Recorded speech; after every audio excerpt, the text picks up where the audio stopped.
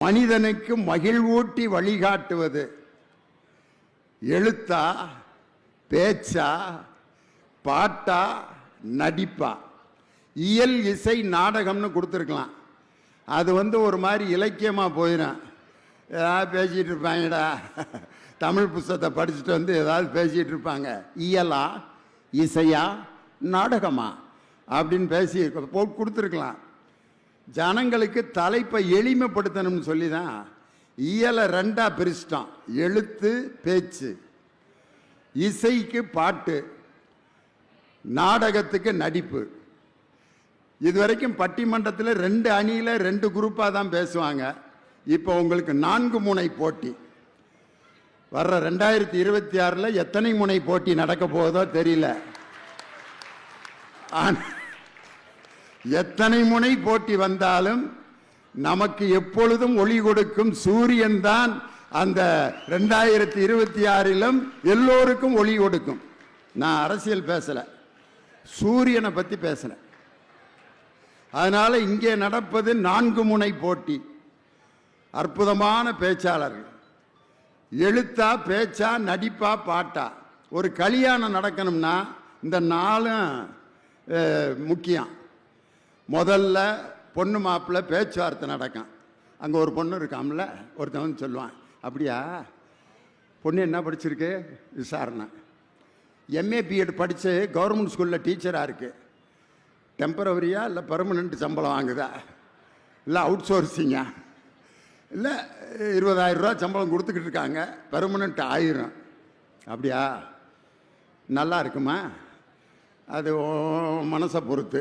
எனக்கு நல்லா இருக்கு. அந்த பையனுக்கு, உன் மகனுக்கு நல்லா இருக்கான்னு பார்த்துக்க. பேசுவாங்க. மாப்பிள்ளை வீட்டிலேருந்து பொண்ணு வீட்டுக்கு போவேன், பொண்ணு வீட்டிலேருந்து மாப்பிள்ளை வீட்டுக்கு போவாங்க. பேச்சுவார்த்தை, விசாரணை. பொண்ணு வேறு யாரு கூடயா பேசுதா விசாரிப்பேன். மாப்பிள்ளை ஏதோ தண்ணி வெண்ணி அடிப்பாரா, சீரட்டு குடிப்பாரா, எப்படிப்பட்ட ஆள், விசாரணை எல்லாம் நடக்கும். இது பேச்சு. பொண்ணு வீட்டுக்கும் மாப்பிள்ளை வீட்டுக்கு இடையில பேச்சுவார்த்தை நடக்கும். அதுக்கடுத்து அதில் வர்ற எழுத்து எது? 2 பேருக்கு என்னைக்காவது அக்ரிமெண்ட் போட்டிருக்காங்களா? உன் பெண்ணை என் மகனுக்கு மணமகளாக ஏற்றுக்கொண்டு 50 பவுன் நகை நான் போடுகிறேன், நீ 10 பவுன் நகை என் மாப்பிள்ளைக்கு போடு, கல்யாண செலவை 50-50% நாம் செலவழித்து கொள்ளலாம் அப்படிலாம் போட மாட்டாங்க. அங்கே வர்ற எழுத்து எதுன்னா பத்திரிக்கை. அந்த பத்திரிக்கை அடித்து எல்லாத்துக்கும் கொடுப்பான். அங்கே எழுத்து வருது. அந்த பத்திரிக்கை எப்படி அடிக்கணும்னு கண்ணதாசன் எழுதிய ஒரு இசை பாடல் தான் எல்லாத்தையும் கற்றுக் கொடுத்துச்சு. ஒரு கல்யாண பத்திரிக்கை எப்படி அடிக்கணும்னு கண்ணதாசன் தான் மாடல் போட்டு கொடுத்தாரு. எதில்? நெஞ்சிருக்கும் வரை படத்தில். நிகழும் பார்த்திபாண்டு ஆவணி திங்கள் 20ஆம் நாள் திருவளர் செல்வன் சிவராமனுக்கும் திருவளர் செல்வி ராஜேஸ்வரிக்கும் நடைபெறும் திருமணத்திற்கு சுற்றம் சூழ வந்திருந்து வாழ்த்தியருள வேண்டுகிறேன். தங்கள் நல்வரவை விரும்பும் ரகுராமன் ரகுராமன் ரகுராமன். பத்திரிக்கை மியூசிக் வந்துருச்சா? அதுக்கப்புறம் கல்யாணம் பண்ணுறப்ப கெட்டி மேளம் ஒரு மியூசிக். அப்போ நாகஸ்வரம் வாசித்துட்டு இருப்ப ஒருத்தர் உட்காந்துருப்பார். அப்போ அந்த நாகஸ்வர பார்ட்டியை படுற பாட்டை பார்க்கணுமே. அங்கே ஒருத்தர் அந்த தாலி கட்டுற இடத்துக்கிட்ட ஒருத்தர் நின்று அப்படிம்பாரு, அப்படின்னு உடனே நிறுத்திடணும். தாலி கட்டுறப்ப அப்படிம்பாரு,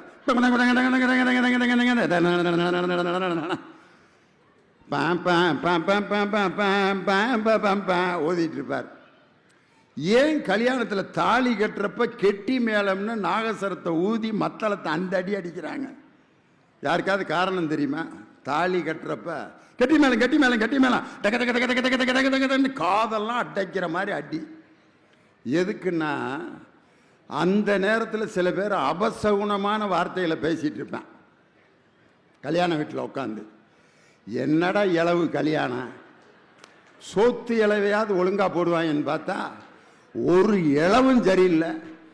மாப்பிள்ளை இளவு நல்லா இல்லை, பொண்ணு இளவு. அங்கே கல்யாண வீட்டில் இத்தனை இளவு சொல்லாம அந்த பொண்ணு மாப்பிள்ளை காதில் விழுந்தா எவ்வளவு வேதனைப்படுவாங்க. இப்படி ஒருத்தன் பேசிட்டு இருக்கேன், ஒருத்தன் டே கல்யாண வீட்டில் வந்து இளவு இளவுன்னுக்கிட்டு ஆள் முகரையும் பாரு, சுடுகாட்டு பொணம் மாதிரி வந்து உட்காந்துக்கிட்டு. அதுக்கு இளவே தேவலாம் போல இருக்கு. இவன் சுடுகாட்டு பொணத்தை கொண்டு வர்றான். இவங்க ரெண்டு பேர்த்தையும் இன்னொருத்தன் கண்ட்ரோல் பண்ணுறான். டே அறிவு இருக்கு உங்களுக்கு? கல்யாண வீட்டில் இளவு சுடுகாடுன்னுக்கிட்டு யார் தாலி எடுத்தா உங்களுக்கு என்னடா அப்படின்னு இருக்கான். இந்த 3 பேரையிலையும் விஷம் வச்சு கொண்டு விடணும். ஒரு கல்யாண வீட்டில் இந்த 3 வார்த்தையும் பயன்படுத்தலாமா? காதில் கேட்குறவங்களுக்கு எப்படி இருக்கான்? இது யாருக்கும் கேட்கக்கூடாதுங்கிறதுக்காகத்தான் நம்பால் கெட்டி மேளம்னு ஒன்றை கண்டுபிடிச்சாங்க. தக தக தக தக தக தக தக அடிச்சு முடிச்சுடுறாங்க. இசை வந்துருச்சா? நாடகம், கல்யாண வீட்டில் நாடகம், எம்புட்டு நாடகம் நடக்க. ஒருத்தன் நம்ம இன்வைட் பண்ணாதவன் ஒருத்தன் வருவேன், இவனை கூப்பிடவே இல்லையே, குடும்பத்தோட வர்றானே, இவன் வரக்கூடாதுன்னு தானே நம்ம பத்திரிக்கை வைக்கல, வர்றான். என்ன செய்ய முடியும் அவனை? வாங்க வாங்க வாங்க வாங்க உங்களுக்காகத்தான் வருவீங்க வருவீங்கன்னு அடிக்கிறான் பாரியா ஒரு அடி. அவனை ரொம்ப சந்தோஷம், நான் வரக்கூடாதுன்னு தான் நினச்சேன் அப்படிலாம் சொல்ல மாட்டேன். உங்கள் கல்யாணத்துக்கு ரொம்ப பிரியப்பட்டு வந்திருக்கேன். அவனுக்கு பன்னீர் தெளிப்பாங்க, ஸ்வீட்டை கொடுப்பாங்க. அப்போ பொண்ணு மாப்பிள்ளை நடிக்கிற நடிப்பு இருக்கு பாருங்க, அடாடாடாடாடாடா, எல்லாரையும் பார்த்தா சிரிச்சுக்கிட்டே இருக்கணும், வேற வழி இல்லை. நமக்கு பிடிக்காத ஒருத்தன் வந்து வாங்க அப்படின்னா, இதில் ஃபோட்டோகிராஃபர் வேற, ஸ்மைல் ப்ளீஸ், என்ன எத்தனை தடவை தான்டா ஸ்மைல் ப்ளீஸ். அதில் ஃபோட்டோகிராஃபர் வேற, கடைசியாக ஒரு தடவை சிரிச்சுங்க பாரு. உனக்கு ஏன்டா இப்படி வகுத்தரிச்ச, இன்னையோட முடிஞ்சு உனக்கு கல்யாணத்தை முடிச்சிட்டீல, ஃபைனல் சிரிப்பு தான் அப்படின்ட்டு. அதை விட சில பேர் கல்யாண வீட்டில் ஃபோட்டோ எடுக்கிறப்ப சொல்லுவான், க்ளோஸ் க்ளோஸ். இது கல்யாண வீட்டில் சொல்கிற வார்த்தையா? க்ளோஸ்னா என்ன அர்த்தம்? மாப்பிள்ளை க்ளோஸ், பொண்ணு க்ளோஸ். அது ரெண்டு உன்னை யாரா போட்டோ எடுக்க கூட்டு வர சொன்னது? மாப்பிள்ளையே க்ளோஸுங்கிறான், பொண்ணு க்ளோஸுங்கிறான். நாடகம் நடிக்கிறம்மா, எவ்வளவு நடிப்பு நடிக்கிறான். நம்ம சாப்பிட்டுக்கிட்டு இருக்கிற நேரத்தில் பின்னால் வந்து ஒருத்தன் நிற்பான். அப்போ தான் தயிர் சோறு வாங்கி இப்படி சாப்பிட்டுக்கிட்டு இருப்பான், நம்ம வாயவே பார்த்துக்கிட்டு இருப்பாங்க அவனுங்க. அப்போ தான் இப்படி தயிர் எடுத்து இப்படி சாப்பிட்டா பின்னால் அப்படியே மூடி எந்திரிப்பான் பாருங்க. உட்காந்து சாப்பிடுங்க சார். திங்கிற சோத்துல மண்ணெல்லி போடுறதுக்குன்னே வந்திருக்கேன்னு அவனை திட்டணும் போல இருக்கு. ஆனால் திட்ட முடியாது. கல்யாண வீட்டில் உட்காந்து சாப்பிட்டுப்போம் சார், நல்லபடியா இருக்கட்டும் இருக்கட்டும், ரொம்ப சந்தோஷம். அப்போ மாப்பிள்ளை கேட்பாரு, நல்லா சாப்பிட்டீங்களா அப்படிப்பா. அருமையாக சாப்பிட்டோம்ல அப்படின்னு பொய்யை சொல்லிட்டு கிளம்பி வர எல்லாம் நடக்கும். இது நடிப்பு. எழுத்து, பேச்சு, பாட்டு, நடிப்பு. ஒரு கல்யாணத்தில் வாழ்க்கையில் எல்லா நிலைகளிலும் இந்த 4 இருக்கு. இன்னைக்கு எழுத்து அப்படிங்கிற அந்த அணிக்கு தன் கருத்துக்களை வழங்க வந்திருப்பவர் சென்னையில் எஸ்ஏ கலை மற்றும் அறிவியல் கல்லூரியில் தமிழ்துறை தலைவராக பணியாற்றி கொண்டிருக்கும் பேராசிரியர் விஜயகுமார். இந்த சட்ட கலரு யாராவது போடுவாங்களா? அந்த கலரு இந்த இங்கே வித்துக்கிட்டு இருக்காங்கல்ல, பஞ்சு மிட்டாய் பஞ்சு மிட்டாய் பஞ்சு மிட்டாய், கே போல்தா ஹே பஞ்சு மிட்டாய். ஹிந்தி படிச்சுட்டு அங்கே வேலை இல்லாமல் இங்கே வந்து பஞ்சு மிட்டாய் வித்துட்டு இருக்கான். அந்த கலரில் சட்டை போட்டிருக்காரு. உண்மையில் இந்த கலரில் போடுறதுக்கு ஒரு துணிச்சல் வேணும். சினிமாவில் முதல்ல இது மாதிரி கலர்களை போட்டு அமர்க்கலப்படுத்தினது யாருன்னா மக்கள் நாயகன் ராமராஜன் தான். ஆனால் அவருக்கு அப்படி இருக்கு அந்த கலர். திக்கு பச்சையில் பேண்ட் போட்டிருப்பார், குங்கும கலரில் சட்டை, கருப்பு பெல்ட் போட்டு இன்சர்ட் பண்ணி, சொர்க்கமே என்றாலும் அது நம்மூரை போல வருமா? அட என் நாடு என்றாலும் அது நம் நாட்டு கீடாகுமா?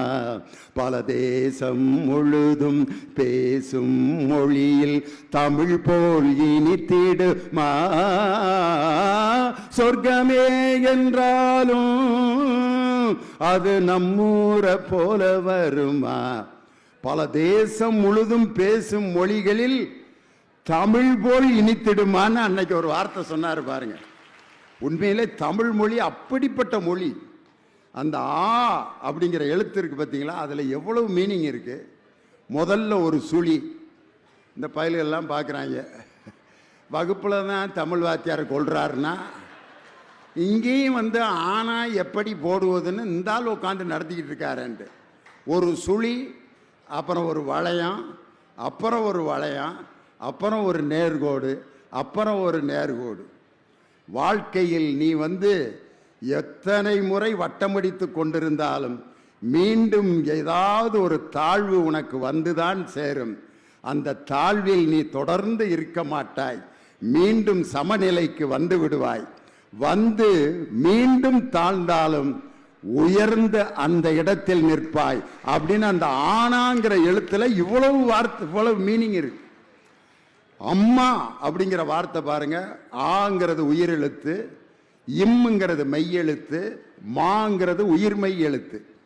நமக்கு உயிரை கொடுத்து மெய்யை கொடுத்து உயிர் மெய்யையும் கொடுப்பவள் பெற்ற தாய்ங்கிறதுக்கு அம்மா என்ற சொல் எப்படிப்பட்ட சொல் பாருங்க. அப்பா அதுவும் அதே மாதிரி தான். ஆ உயிர் சொல், உயிரெழுத்து.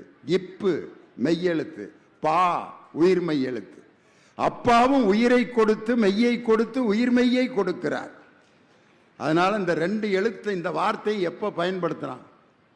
வேதனைப்படுறப்ப அம்மா. காலில் அடிபட்டுருச்சு, அம்மா அம்மா அம்மா. ஆஸ்பத்திரியில் ஆப்ரேஷன் பண்ணி படுத்திருக்கப்ப கூட அம்மா அம்மா அப்படின்னு தான் அழுகிறானே ஒழிய எவனாவது தன் கட்டிய மனைவி பேரை சொல்லி அழுதுருக்கானா? சரஸ்வதி சரஸ்வதி அப்படின்னா நர்சம்மா வந்து அது பேர் சரஸ்வதி. ஏண்டா அறுத்து போட்டு கிடந்தாலும் திமிருன்னு அடங்கலை பாரு. என்ன சரஸ்வதி? அம்மா என் வீட்டுக்காரம்மாவை கூப்பிட்டேன். அவன் வீட்டுக்காரம்மா சரஸ்வதியா? என் பேரு சரஸ்வதி தான்டா. அங்கே போய் கூப்பிடு, இங்கேயும் கூப்பிடுறம்மாங்க. ஆனால் அம்மான்னு கூப்பிட்டா யாரும் தப்பாக நினைக்க மாட்டாங்க. அப்பாங்கிற வார்த்தை எப்போ பயன்படுத்துவான்? வலி குறைஞ்சு பிரச்சனையெல்லாம் தீர்ந்த பிறகு அப்பா. பிரச்சனையெல்லாம் தீர்ந்து மகிழ்ச்சியாக இருக்கும்போது யாரை நினைக்கிறோம்னா அப்பாவை நினைக்கிறோம். இன்னைக்கு நம்ம தமிழக முதல்வரை எல்லாரும் அப்பான்னு ஏன் கூப்பிடுறாங்கன்னா, பலருடைய பிரச்சனைகளை தீர்த்து வைப்பதால் அப்பா என்ற நிலையில் அவர் இருக்கிறார்னா அப்பான்னு கூப்பிடுறாங்க. இந்த ரெண்டு வார்த்தையிலும் எவ்வளவு உயிர் இருக்கு பார்த்தீங்களா? இதுதான் தமிழ் எழுத்து. அதே மாதிரி பேச்சு.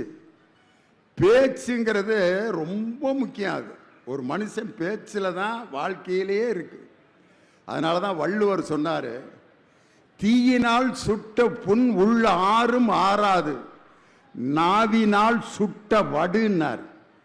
ஒருத்தருடைய நம்ம சொல்ற அந்த வார்த்தை, நம்ம பயன்படுத்துகிற முறையில் அந்த வார்த்தை அவ்வளவு பிரச்சனையை உண்டாக்கும்.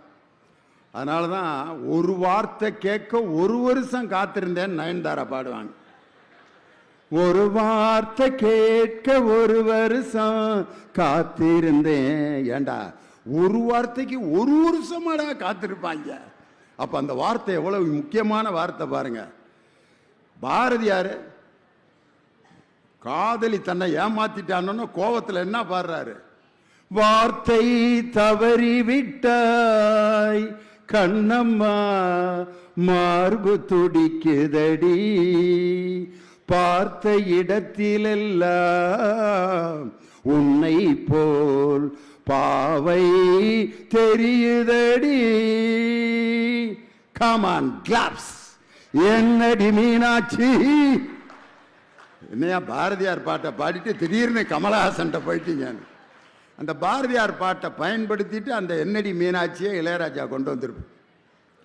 இவ்வளவு நான் பேசி இவ்வளவு நீங்கள் சிரிச்சுக்கிட்டு இருக்கிறப்பையும் ஒருத்தர் அவ்வளவு பெரிய வாயை திறந்து கொட்டாய் விடுறாரு.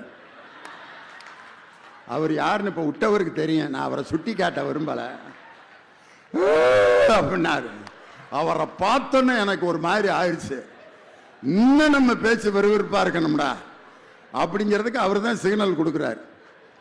இன்னும் அவன் பேச்சு அவ்வளவு மக்களை எட்டல, எனக்கு கொட்டாய் வருதுன்னா இன்னும் நீ சரியில்லைன்னு தானே அர்த்தம். அதனால் இந்த மாதிரி சிக்னலையெல்லாம் பார்த்துக்கிட்டே பேசணும். அப்போ தான் மேடையில் ஒரு பேச்சாளன் நிரந்தரமாக மக்கள்கிட்ட இடம் பிடிக்க முடியும். என்னமோ கேட்குறாங்க கேட்காட்டி போகிறாங்கன்ட்டு நம்ம வாட்டுக்கு இருக்கக்கூடாது. சில வாத்தியாருங்க பாடம் நடத்துகிறப்ப இப்படி தான் நடத்துவாங்க. டே அப்பா, ஆக்சிஜன் தயாரிப்பது எப்படி அப்படின்னு நடத்துகிறார் ஒரு சயின்ஸ் வாத்தியார். ஏய், ஆக்சிஜன் நடத்த போகிறேன், யாராவது பின்னால திரும்பி பார்த்தங்க கொலை விழுவும்டா, நேரா உட்கார், கையை கட்ட. ராஸ்கல்ஸ், என்னை பத்தி உங்களுக்கு தெரியாது. எல்லாம் அப்படியே அசையாம உட்கார்ந்துருக்காங்க. ஆக்சிஜன் தயாரிக்கிறார் வாத்தியார். பொட்டாசியம் குளோரேட்டையும் மேங்கனீஸ் டை ஆக்சைடையும் 3:1 என்ற விகிதத்தில் கலந்து ஒரு குடுவையிலே எரித்தால் ஒரு வாயு வெளியே வரும். எரியும் தீக்குச்சியை அந்த வாயு கரியை கொண்டு சென்றால் பிரகாசமாக எரியும். அதுதான் ஆக்சிஜன்.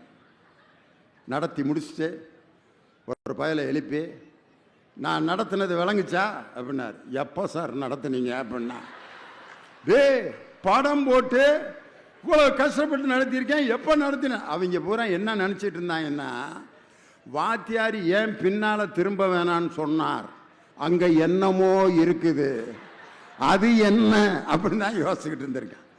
பயல்களை இறுக்க கட்டி போட்டு பாடம் நடத்தினோம்னா மண்டையில் ஏறவே ஏறாது. இந்த இங்கே உட்காந்துருக்கேன், இன்னும் எவ்வளோ நேரம் உட்காந்துருக்க போகிறாங்களோ இந்த குரூப்பு. இப்பயே அவங்க அம்மாவை சொல்லுவாங்க, வேறு அந்த ஆள் அறுத்தாருன்னா கிளம்பி வந்துடுறேண்ணா, ஏதோ நீ சொன்னங்கிறதுக்கு சத்தியத்தை கட்டுப்பட்டு நான் உட்காந்துருக்கேன் அப்படின்னு அவன் சொல்கிறது என் காதில் விழுகுது. ஆனால் அவன் இந்த நிகழ்ச்சிக்கு வந்திருக்கிறத பார்த்துட்டு சந்தோஷப்படுறேன். இந்த குரூப்புகளுக்கு தான் நம்ம செய்திகளை கொண்டு போகணும். நம்ம பெரியவங்க எவ்வளவோ செய்திகளை கேட்டிருப்போம், அவனுங்க கைதட்டி ரசிக்கிற மாதிரி நாம் பேசணும். அப்போ தான் நான் உண்மையான பேச்சாளன். அந்த செக்ஷனை டச் பண்ணணும். அது மாதிரி பேச்சு அப்படிங்கிற அணி, எழுத்து அப்படிங்கிற அணிக்கு விஜயகுமார் எழுத்து தானே நீ? ரைட். நீ வேற 3 பேரும் பேச்சை தயார் பண்ணிட்டு வந்திருந்தா என்ன ஆயிருக்கேன். எழுத்து பேச்சு அப்படிங்கிறதுக்கு உண்மையிலே பேச்சாளர். 3 பேருமே பேச்சாளர் தான். ஆனால் ஒரு பேச்சாளருக்கே பேச்சுன்னு தலைப்பு கொடுத்துருக்கான். எப்படி பார்த்தீங்களா? அதனால தான் எங்கள் அருமை சகோதரி வேதநாயகி, முனைவர் வேதநாயகி, அவங்க திருத்தணியில் இருக்க தளபதி விநாயகம் கலை மற்றும் அறிவியல் கல்லூரியில் முதல்வராக பணியாற்றி கொண்டிருக்கிறார். பிரின்சிபல். நாளை காலையில் அவரை பார்க்கணும்னா நாங்களாம் வெளியே தான் நிற்கணும். பிரின்சிபலை பார்க்கணும். யார் வந்திருக்கா? லியோனி. ஒரு 5 மினிட்ஸ் வெயிட் பண்ண சொல்லு. பிரின்சிபல் ரொம்ப பிஸியாக இருக்காங்க. உள்ளதுதான் அது பிரின்சிபல், அதுக்குரிய பிஸி. இன்னைக்கு அவங்க பேச்சுன்னு பேச வந்திருக்காங்க. அதுக்காக இதுவரைக்கும் பல மேடைகளுக்கு தமிழ்நாடு முழுவதும் அவங்கள கூட்டு போயிருக்கேன். இன்னைக்கு தான் அவங்களுடைய கூட வேலை பார்க்குற 2 பேரை கூட்டி வந்திருக்காங்க பேசுறது, இது பார்க்குறதுக்கு. வைஸ் பிரின்சிபல், இன்னொருத்தங்க தமிழ்துறை தலைவர். என்னன்னா, நான் வெளியில் பேசிட்டு வர்றதெல்லாம் நான் சொன்னால் நம்ப மாட்டேங்கிறீங்க. லியோனி நடுவராக வச்சு சேலத்தில் நான் பேசிட்டு வந்தேன். போடி சும்மா அதெல்லாம் ஓட்டாத. அவர் என்னை எப்படி பாராட்டினார் தெரியுமா? அதெல்லாம் எல்லாரும் தான் பாராட்டுவாங்க அப்படின்னு நேரில் கேளு. நாளைக்கு நம்ம காலேஜ் முழுவதும் வேதநாயகி எப்படி பேசுவாங்கன்றது உங்களுக்கு தெரியணும்னு சாட்சிக்கு 2 பேரை கூட்டி வந்திருக்காங்க. காமர்ஸில் பிஹெச்டி வாங்கியிருக்காங்க, பெரிய விஷயம். வணிகவியலில் பிஹெச்டி. அருமையாக பேச்சு என்ற அணியில் பேச வந்திருக்கும் வேதநாயகி. பாட்டு அப்படிங்கிற அணிக்கு உண்மையிலே ஒரு பாடகர். அவர் பேச்சாளர் மட்டுமல்ல, சிறந்த பாடகர். இப்போ இங்கே மைக்கில் பாடினார்னா மணவாளன் நகரில் தூங்கிட்டு இருக்கிற ஒரு அம்மா குதிரை வண்டியை கூட்டிட்டு இங்கே வந்துடும். யாரோ ஒருத்தர் அங்கே பாடுறாரு, சத்தம் கேட்குதுண்டு. அப்படி கம்பீரமான குரல். ஒரு தடவை மேடையில் இந்த கருப்பு சாமி பாட்டை பாடிவிட்டார். 2 அம்மாவுக்கு சாமி வந்துருச்சு. 20-30 பேர் ஆடி நான் பட்ட பாடு. அந்த ஆடின சாமிகளெல்லாம் நான் உடுக்கடிச்சு திருப்பி ஆஃப் பண்ணேன். அதுக்கு நான் என்ன பாட்டு பாடினேன் தெரியுமா? உடுக்கடிச்சு பாடினேன் நான். ஆடி வெட்டி பூசதாரண்டி கண்ணே நீ நம்மள் ஆடி வெட்டி பூசதாரன் ஆடின சாமியெல்லாம் ஆஃப் ஆகி உக்காந்துருச்சு. இவர் ஆட்டின சாமியெல்லாம் நான் ஆஃப் ஆக்கி உட்கார வச்சு அப்புறம் பட்டிமன்றம் தொடங்கினான். அப்படி பேசக்கூடிய ஆற்றல் மிக்க பேச்சாளர். தேவகோட்டையில் அரசு நூலகத்தில் நூலகராக பணியாற்றிக்கிட்டு அவங்க டிபார்ட்மெண்ட் நடத்துகிற ஃபங்க்ஷன் இது.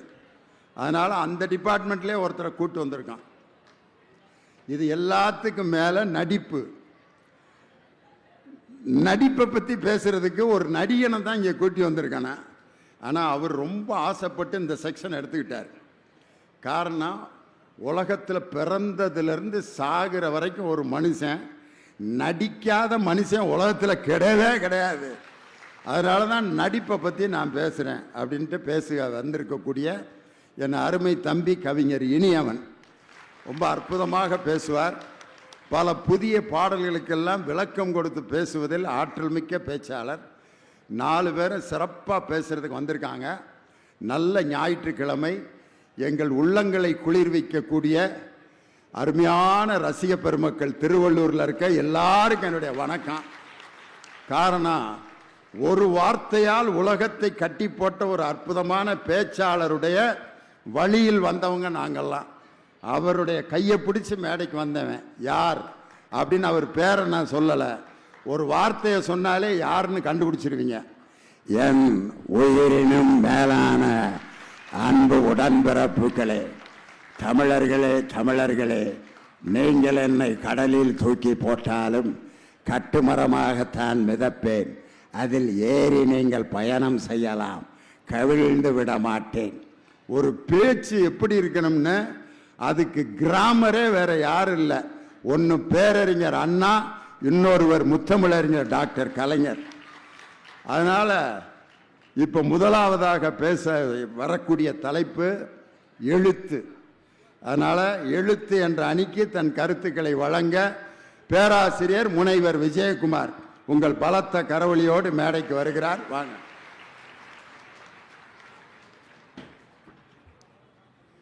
இந்த திருவள்ளூர் புத்தக திருவிழாவை வெற்றிகரமாக துவக்கி வைத்திருக்கக்கூடிய தமிழ்நாட்டினுடைய பள்ளி கல்வித்துறையை இந்தியாவிலே நம்பர் 1 பள்ளி கல்வித்துறையாக மாற்றிய பள்ளி கல்வித்துறை அமைச்சர் என் அன்பு தம்பி அன்பில் மகேஷ் பொய்யாமொழி அவர்களுக்கும், ஆவடியில் இருக்கும் அயலக தமிழர் மற்றும் சிறுபான்மை நலத்துறை அமைச்சர் என் அன்பு தம்பி ஆவடி சாமு நாசர் அவர்களுக்கும், இந்த திருவள்ளூர் சட்டமன்ற உறுப்பினர் என் இனிய சகோதரர் விஜி ராஜேந்திரன் அவர்களுக்கும் என்னுடைய சிறப்பான வணக்கத்தை இந்த நேரத்தில் தெரிவித்து விஜயகுமார் வசம் ஒலி வாங்கியை ஒப்படைக்கிறேன். காதொளிரும் குண்டலமும் கைக்கு வளையாபதியும் கருணை மார்பின் மீதொளிர் சிந்தாமணியும் மெல்லிடையில் மேகலையும் சிலம்பு ஆர் இன்ப போதொளிர் பூந்தாள் இணையும் நீதி ஒளிர் செங்கோலாய் திருக்குறளை தாங்கு தமிழ் நீடு வாழ்க. என் இனிய தமிழ் மக்களே, வணக்கம். மிகச் சிறப்பான இந்த புத்தக திருவிழாவை பாங்கோடு ஏற்பாடு செய்திருக்கின்ற திருவள்ளூர் மாவட்ட ஆட்சித்தலைவர் உள்ளிட்ட அரசு அதிகாரிகள் அனைவருக்கும் என்னுடைய சிரம் தாழ்ந்த வணக்கத்தையும், எங்கள் உயிரினும் மேலான ரசிக பெருமக்களுக்கு என்னுடைய அடுத்த வணக்கத்தையும் சொல்லி, நாங்கள் பார்த்த புத்தக திருவிழாக்களிலேயே மிக அதிகமான கூட்டம் இந்த திருவள்ளூர் புத்தக திருவிழாவில் தான் நாங்கள் பார்க்குறோம். ரொம்ப மகிழ்ச்சி. இதே மாதிரி கூட்டம் ராணிப்பேட்டையில் பார்த்தோம். அதற்கு அடுத்து இந்த திருவள்ளூரில் அரங்குக்கு வெளியேயும் மிகப்பெரிய கூட்டம் அமர்ந்து எங்களை மகிழ்ச்சிப்படுத்தி கொண்டிருக்கிறது. பேசுங்க.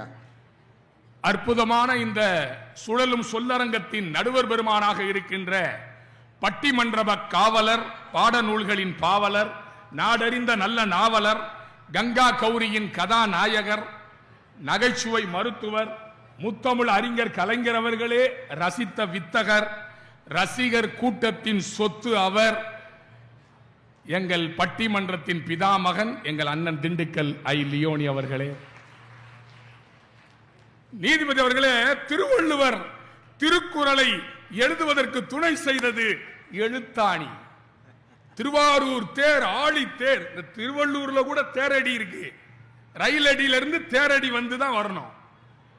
திருவள்ளூர் தேரடி தேர் கம்பீரமாய் வீதியில் உலா வருவதற்கு துணை செய்வது அச்சாணி. சினிமாவிலே கொடிகட்டி பறந்தது ஹன்சிகா மோத்வானி. திண்டுக்கல் என்றால் ஒன்னு லியோனி, இன்னொன்னு பிரியாணி. என் வீட்டுக்காரமாவை கூட்டி வந்திருக்கேன். மற்ற உதாரணம்லாம் ஓகே. திரைப்படம் என்றால் ஹன்சிகா மோத்வானி, திண்டுக்கல் என்றால் லியோனி அப்படின்னா அவங்க என்ன நினைப்பாங்க? ஏதோ மேட்ரு இல்லாமல் விஜயகுமார் இதை சொல்லுவாரா? நீ அந்த அம்மாவோட ரசிகனா அப்படின்னா வீட்டில் பஞ்சாயத்து ஆகுமியா? வேற ஏதாவது உதாரணம் சொல்லுங்கப்பா. எங்க ஊர் சித்திரை திருவிழா மாதிரி கூட்டம். நீதிபதி அவர்களே, ரசனை இருக்கு பாத்தீங்களா? நல்லா ரசிக்கிறவங்க அடேங்கப்பா என்ன ஒரு ரசனை. இந்த ரசனைக்கு என்னுடைய சிரம் தாழ்ந்த வணக்கம். பேச பேச ஆசையா இருக்கு நீதிபதி அவர்களே. நல்ல தலைப்பு. வாழ்க்கைக்கு வழிகாட்டி மகிழ்வூட்டுவது எது?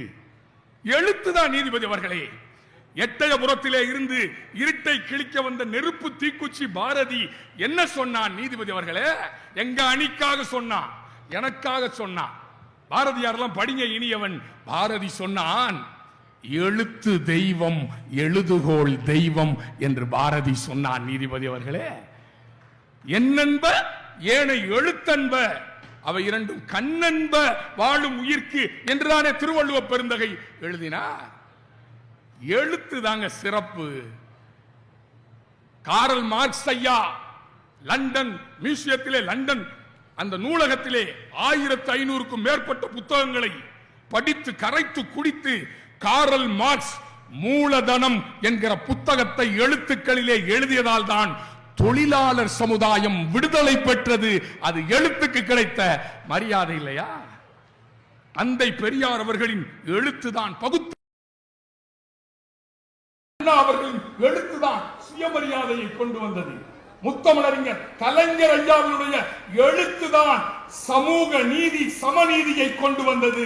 மிஸ்டர் இனியவர், மெரினா பீச்சில் ஐயாவோட நாக்கு சிலை வைக்கிறோமா, பேனா சிலை வைக்கின்றோமா? எழுத்துதான் என்பதனால் தான். இனியவா பதில் சொல்லணும். கலைஞருடைய நாக்கையா சிலையா வைக்கிறாங்க, பேனாதாயா அப்படின்னு கேட்டிருக்காரு. பதில் சொல்லணும். எழுத்து எப்படி எழுத்துங்க? திருக்குறளை படிச்சு நம்ம பையன் எப்படி எழுதுறான்? பிரமாதமா எழுதுறான். ஆட்டோல எழுதி போட்டிருக்கிற எழுத்த பிரமாதமா இருக்கு சார். நேத்து ஒரு ஆட்டோல பார்த்தேன், அழகா எழுதி போட்டிருக்கான். சாலைய பார்த்தா சமத்து, சேலைய பார்த்தா விபத்து. சூப்பரா எழுதி போடுறான். இன்னொரு கவிஞன் அழகா சொன்னா நீதிபதி அவர்களே, பல்சருக்கும் ஹீரோ ஹோண்டாவுக்கும் போட்டி. என்ன எழுத்து பாருங்க. பல்சருக்கும் ஹீரோ ஹோண்டாவுக்கும் போட்டி, கடைசியில் ஜெயித்தது ஆம்புலன்ஸ் என்று ஒரு கவிஞன் எழுதினான் என்று சொன்னார். அதுதான் எழுத்து. நேத்து ஒரு இது படிச்ச, என்ன எழுத்துக்கள் பிரமாதம் சார். திருக்குறளை படிச்சு நம்மால் எழுதுறான். என்கிட்ட காலேஜில் படிக்கிற பையன் ஒருத்தர் எழுதியிருக்கான். என்ன எழுத்து பவர்ஃபுல் பாருங்க. எழுதியிருக்கான், யாகாவாராயினும் நாகாக்க காவாக்கால் சோகாப்பர் சொல்லி இழுக்கப்பட்டு. அதுதானே வள்ளுவருடைய எழுத்து. நம்ம பையன் எழுதியிருக்கான், யாகாவாராயினும் பாஸ்வேர்டு காக்க காவாக்கால் சோகாப்பர் ஹேக் செய்யப்பட்டு எழுதிட்டான். மக்கு என்று பெயர் எடுத்தவனுக்கு விக்கிபீடியாவே துணை எழுதியிருக்கிறானே சார். அற்புதமான எழுத்துக்கள் காலம் காலமாய் இந்த சமூகத்திலே இந்த சமூகத்தை வழிகாட்டுவதாக அமைந்தது. ஒரு கவிதையில சொன்னா ஒருத்தன், வாழ்க்கைனா என்ன சார்? பதில் சொல்றான், வாழ்க்கைனா ஒண்ணும் இல்லைங்க, பாதி வாழ்க்கை போன் இல்ல, மீதி வாழ்க்கை லோன் இல்ல. இதான் இன்னைக்கு வாழ்க்கைன்னா. இதைத்தான் கவிஞர் சுரதா அவர்கள் தன்னுடைய எழுத்திலே அழகாய் சொன்னார். தாராள மனப்பான்மை என்று சொல்லி தண்ணீர் போல் பணத்தை எல்லாம் செலவு செய்தால் அது தீராத வறுமைக்கு வித்தாம். சிக்கனமே ஒருவனுக்கு சிறந்த சொத்தாம். பேரோடும் புகழோடும் வாழ்வதற்கு பேரறிவே துணை செய்யும், சீரோடும் சிறப்போடும் வாழ்வதற்கு சிக்கனமே துணை செய்யும் என்று வழிகாட்டியது எங்கள் சுரதாவினுடைய எழுத்தில்லையா மிஸ்டர் இனியவன்? நேத்து ஒரு இது படிச்சுங்க, பிரமாதம் எழுதியிருக்கான். எல்லா ஆட்டோக்களிலும் எழுதி போட்டிருக்கிறார்கள் பிரசவத்திற்கு இலவசம் என்று. எந்த மருத்துவமனையிலும் எழுதி போடவில்லை பிரசவத்திற்கு இலவசம் என்று. இந்த சமூகத்தை படம் பிடித்து காட்ட பகுத்தறிவு இந்த மண்ணிலே வளர்ந்ததில்லையா? அதை வச்சு புது கவிதை, இந்த புது கவிதை ஹைக்கூ கவிதை பிரமாதங்க. என்ன அழகா சிந்திக்கிறான். நகைக்கடைகள் பெண்களை நம்பித்தான் ஆரம்பிக்கப்படுகின்றன. நல்லா கவனிக்கணும். நகைக்கடைகள் பெரும்பாலும் பெண்களை நம்பித்தான் ஆரம்பிக்கப்படுகின்றன. அடகு கடைகள் பெரும்பாலும் ஆண்களை நம்பித்தான் ஆரம்பிக்கப்படுகின்றன. ஆஹா, 2 கடையை வச்சு வாழ்க்கையை முடிச்சுட்டான் பாருங்க. நீதிபதி அவர்களே, நல்ல ஓட்டு அப்பப்போ போடுறோம், சில நேரங்களில் சரியா ஓட்டு போட மாட்டேன்றோம். ஒன்றிய அரசுல உட்கார்ந்து வச்சிடறோம் யாரையோ. அதை வச்சு ஒரு கவிஞர் எழுதினா அழகா சொன்னா, 2 நெத்தி அடியை போல. திருக்குறள் எப்படி 1.25 அடியிலே உலகத்தை அளந்தாரோ, மாபலி சக்கரவர்த்தியிடம் இந்த உலகத்தை அளப்பதற்கே திருமால் 3 அடி நிலம் கேட்டார். 1.25 அடியிலே இந்த எழுத்து எவ்வளவு பவர்ஃபுல். எழுதுகிறான் இனியவா, கள்ள ஓட்டு, நல்ல கவனிங்க, கள்ள ஓட்டு போட்டால் 2 வருடம் தண்டனை, நல்ல ஓட்டு போட்டால் 5 வருடம் தண்டனை என்று ஒரு கவிஞன் எழுதுகிறான் என்று சொன்னால் அதுதான் கவிதை. பகுத்தறிவு இந்த நாட்டிலே வளர்கிற மண்ணிலே பகுத்தறிவை சொன்னா நீதிபதி அவர்களே, ரத்தின சுருக்கமா சொன்னா பேச பேச ஆசையா இருக்கு. சொல்றான், இரவே ஒரு குழந்தை நினைக்கிறான், இரவே இரவே சீக்கிரம் விடிந்து விடு. இந்த கவிதையில் ஒரு தூண்டுதல் இருக்கு. இரவே இரவே சீக்கிரம் விடிந்து விடு. உறங்காமல் காத்து கொண்டிருக்கிறான் எங்கள் அபார்ட்மெண்ட் கூர்க்கா என்று ஒரு குழந்தை இரவு முழுதும் காத்திருக்கிற கூர்க்காவுக்கு வருத்தப்படுகிற கவிதை. மிக அற்புதமான கவிதை இன்றைக்கு எழுதி கொண்டிருக்கிறார்களே. சிந்தித்து பாருங்கள். எழுதிதானமா பேசுறீங்க? ஏமா நீதிபதி அவர்களே, கோர்ட்டுக்கு தேவை சில சாட்சி, இந்த மன்றத்துக்கு தேவை மனசாட்சி. எங்க அக்கா எழுதி கொண்டு வந்துதான் மேடையிலே பேச வேண்டும். அதுதான் அஸ்திவாரம். எப்பா ராசன், நானும் தாயா எழுதிக்கிட்டு இருக்கேன். எழுதாம நீங்க என்ன பேசுறீங்கன்னு மக்கள்கிட்ட எடுத்து சொல்ல முடியுமா? இந்த ராஜனை எழுதிக்கிட்டு இருக்காரு, இவர் இனியவனும் எழுதிக்கிட்டு இருக்காரு. இப்படியா எல்லாத்தையும் சிக்கல்ல மாட்டி விடுவேன்? நீதிபதி 2 செய்தியோடு நான் நிறைவு செய்ய ஆசைப்படுகிறேன். எழுத்துக்கு இருக்கிற மரியாதை, காதலுக்கு மரியாதை, சினிமா சொல்லும் எழுத்துக்கு மரியாதை. தமிழினுடைய சிறப்பு என்ன தெரியுமா? ஒரே எழுத்து சொல்லாக இருக்கிறது. ஒரே ஒரு எழுத்து கூட பொருள் தருகிறது. ஆ என்ற சொல்லுக்கு பசு என்பது பொருள், கா என்ற சொல்லுக்கு சோலை என்பது பொருள், ஐ என்ற சொல்லுக்கு தலைவன் என்பது பொருள், கா என்ற சொல்லுக்கு காடு என்பது பொருள், மா என்ற சொல்லுக்கு விலங்கு என்பது பொருள், பா என்ற சொல்லுக்கு பாட்டு என்பது பொருள், ஏ என்ற சொல்லுக்கு அம்பு என்பது பொருள், ஆ என்ற சொல்லுக்கு அம்மா என்பது பொருள். எழுத்துதான். தமிழன் என்ற ஒரு இனம் உண்டு, தனியே அவருக்கு ஒரு குணம் உண்டு. தானம் வாங்கிட கூசிடுவான், தருவது மேலென பேசிடுவான் என்று எழுது காட்டிய சமுதாயம். உயிரெழுத்து 12, மெய்யெழுத்து 18, இருந்து விட்டு போகட்டும் என்பதற்காக தமிழன் அக் என்ற ஆயுத எழுத்தையும் இந்த மண்ணிலே கொண்டு வந்த இனம் நம்முடைய தமிழ் இனம். பீட்டர் சாலை, பெரிய சாலை, அங்கே வானை சுமக்கிற மாளிகை உண்டு. அந்த மாளிகை உயர மண்ணை சுமக்கிற கூலிகள், அந்த கோணிப்பை குடிசைக்குள் குடும்பம் நடத்துகிற கோலங்கள் உண்டு என்று எழுதினார் இன்குலாப். குடிசை மாற்று வாரியத்தை முத்தமிழ் அறிஞர் கொண்டு வந்தார். இன்குலாபின் எழுத்து அரசாங்கத்தை சிந்திக்க வைத்தது. பகுத்தறிவு பேசிய மண்ணில் ஒரு கவிஞன் எழுதுகிறான். அந்த கவிதையோடு காலத்தின் அருமை கருதி நான் முடிக்க ஆசைப்படுகிறேன். ஜோதிடம் பகுத்தறிவுக்கு எதிரானது. மூட நம்பிக்கையின் முடநாற்றம் வீசுகின்ற காடு மணக்க பேசும் கற்பூர பெட்டகமே என்று பேசிய தமிழ்நாட்டில் ஒரு கவிஞன் உயிர் அக்கறையோடு எழுதுகிறான். அதை மூட நம்பிக்கையாக பார்க்க கூடாது. ஒரு ஹைக்கூ கவிதை சொல்கிறான். கிளி ஜோசியம் பார்க்க பிடிக்காது, கிளி ஜோசியம் எனக்கு பார்க்க பிடிக்காது, ஆனாலும் பார்க்கிறேன். அந்த கிளியின் ஒரு நிமிட சுதந்திரத்திற்காக என்று ஒரு கவிஞன் எழுதுகிறான் என்று சொன்னார். எழுத்துக்கள் இந்த மண்ணிலே கொண்டு வந்து போட்டிருக்கிற அந்த விளைவு மிகச் சிறப்பு. இறந்தும் உயிர் வாழ்தல் வேண்டின் பறந்து கடுகைக்கு உலகி ஏற்றியான்.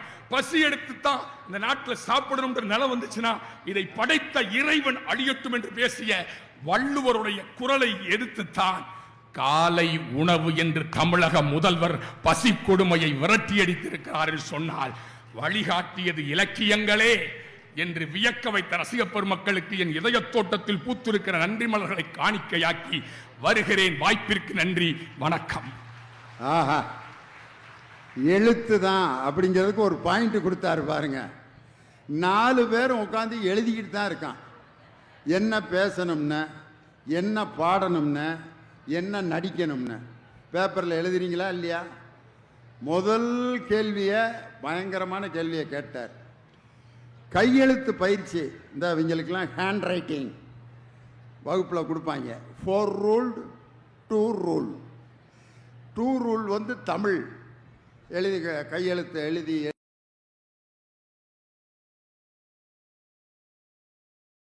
ஆங்கிலம் அதில் கோர்சிவ் ரைட்டிங் எழுதி எழுதி பழகணும். அச்சு காப்பி அதுக்கு பேர்.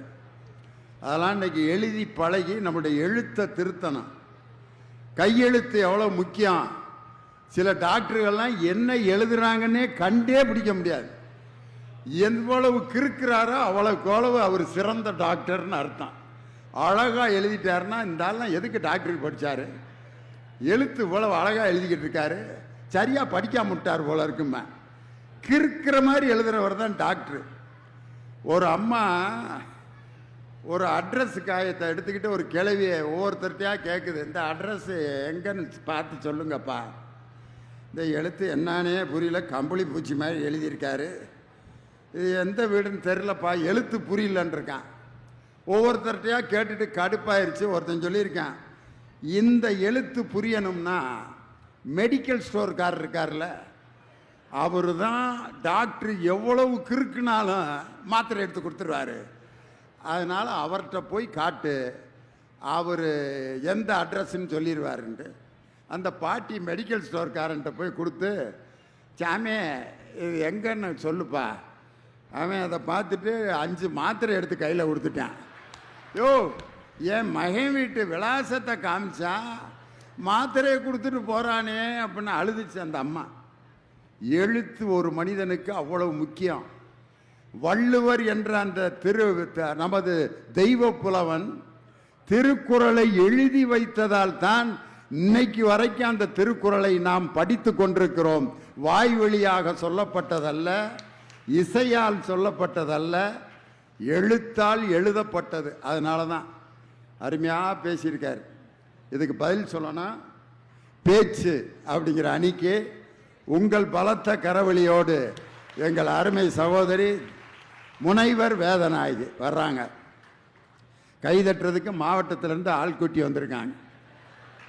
என்ன இருந்தாலும் அந்த சொந்த மாவட்டத்துக்காரங்கன்னா ஒரு தனி கைதட்டு வருது பார்த்தீங்களா?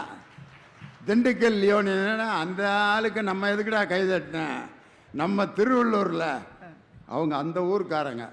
இருந்தாலும் அந்த ஊர் பாசத்தில் நீங்கள் கைதட்டுவது உண்மையிலே உங்கள் ஊருக்காரங்களை நீங்கள் ஆதரிக்கிறீங்க. பார்த்தீங்களாமா? உண்மையிலே செட்டப் தான். அகர முதல எழுத்து எல்லாம் என அறிய வைத்து ஆதி பகவன் என உரை வைத்து காய் தந்து கனி தந்து தேன் தந்து தேனின் சுவை தந்து நாதந்து பேச வைத்த முத்தான தமிழுக்கு எனது முதற்கோடி வணக்கங்கள் பல.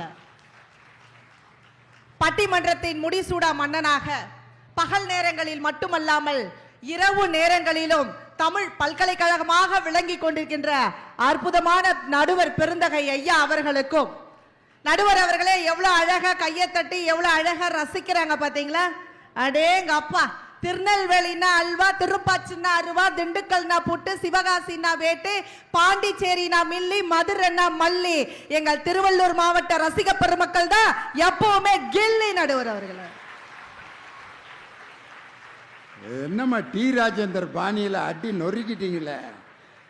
அப்பா, மதுரைனா மல்லி, ரசிப்பதில் எங்கள் திருவள்ளூர் மக்கள் கில்லி. உண்மையிலே டி ராஜேந்தர் தான் இந்த ஃபார்முலாவே கண்டுபிடிச்சார்.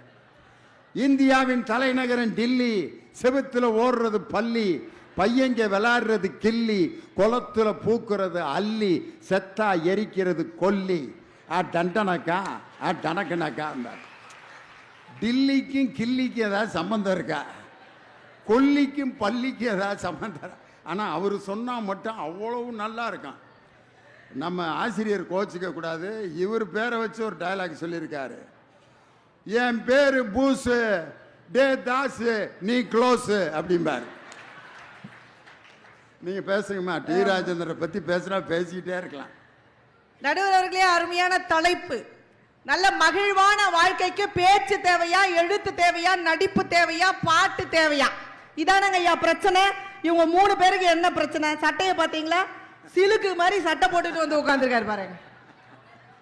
நடுவர் அவர்களே, வந்து பேச்சு எழுத்து எழுத்துன்னு வந்து பேசிட்டு போனாரு. நான் ஒரு விஷயம் சொல்றேங்க.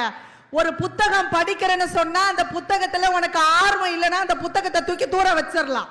ஒருத்தர் நடிப்பு உனக்கு பிடிக்கலன்னு சொன்னா சேனலை மாத்திட்டு வேற மாத்திக்கலாம். அடுத்து பாடல் பிடிக்கலன்னு சொன்னா இந்த பாடலை மாத்திடலாம். ஆனால் பேச்சு என்பது 1,00,000 பேரை தன்னுடைய கைக்குள்ளே கட்டி போட வைப்பதுதான் பேச்சு. நடுவர் அவர்களே, இங்க படித்தவர்களும் பாமரவர்களும் இவ்வளவு பேர் அன்பு ரசிகர் கூட்டம் கூடி இருக்குன்னா எதுக்காக? விஜயகுமார் எழுத்துன்னு பேசுறாரு, அதுக்காகவா? தேவராஜன் சார் பாட்டுன்னு பாட வந்திருக்காரு, அதுக்காகவா? நம்ம இனியவன் சார் நடிப்புன்னு பேச வந்திருக்காரு, அதுக்காகவா? நம்ம நடுவர் திண்டுக்கல் லியோனி ஐயா பேசுறாருன்றதுக்காக தாங்க ஐயா வந்திருக்காங்க. ஒவ்வொருத்தரும் என்னை அக்கக்கா பிக்கிறாங்க. லியோனி பாயிண்டை எழுதி கொண்டிருக்கிறார் அப்படின்ட்டு இவரு, லியோனி தன் கருத்துக்களை பேசுகிறார் அப்படின்னு அவங்க. நடுவர் அவர்களே, காலத்தை வென்று மக்கள் மனதிலே நிற்கக்கூடியது எது என்று சொன்னால் அதுதாங்க பேச்சு. யோசித்து பாருங்க.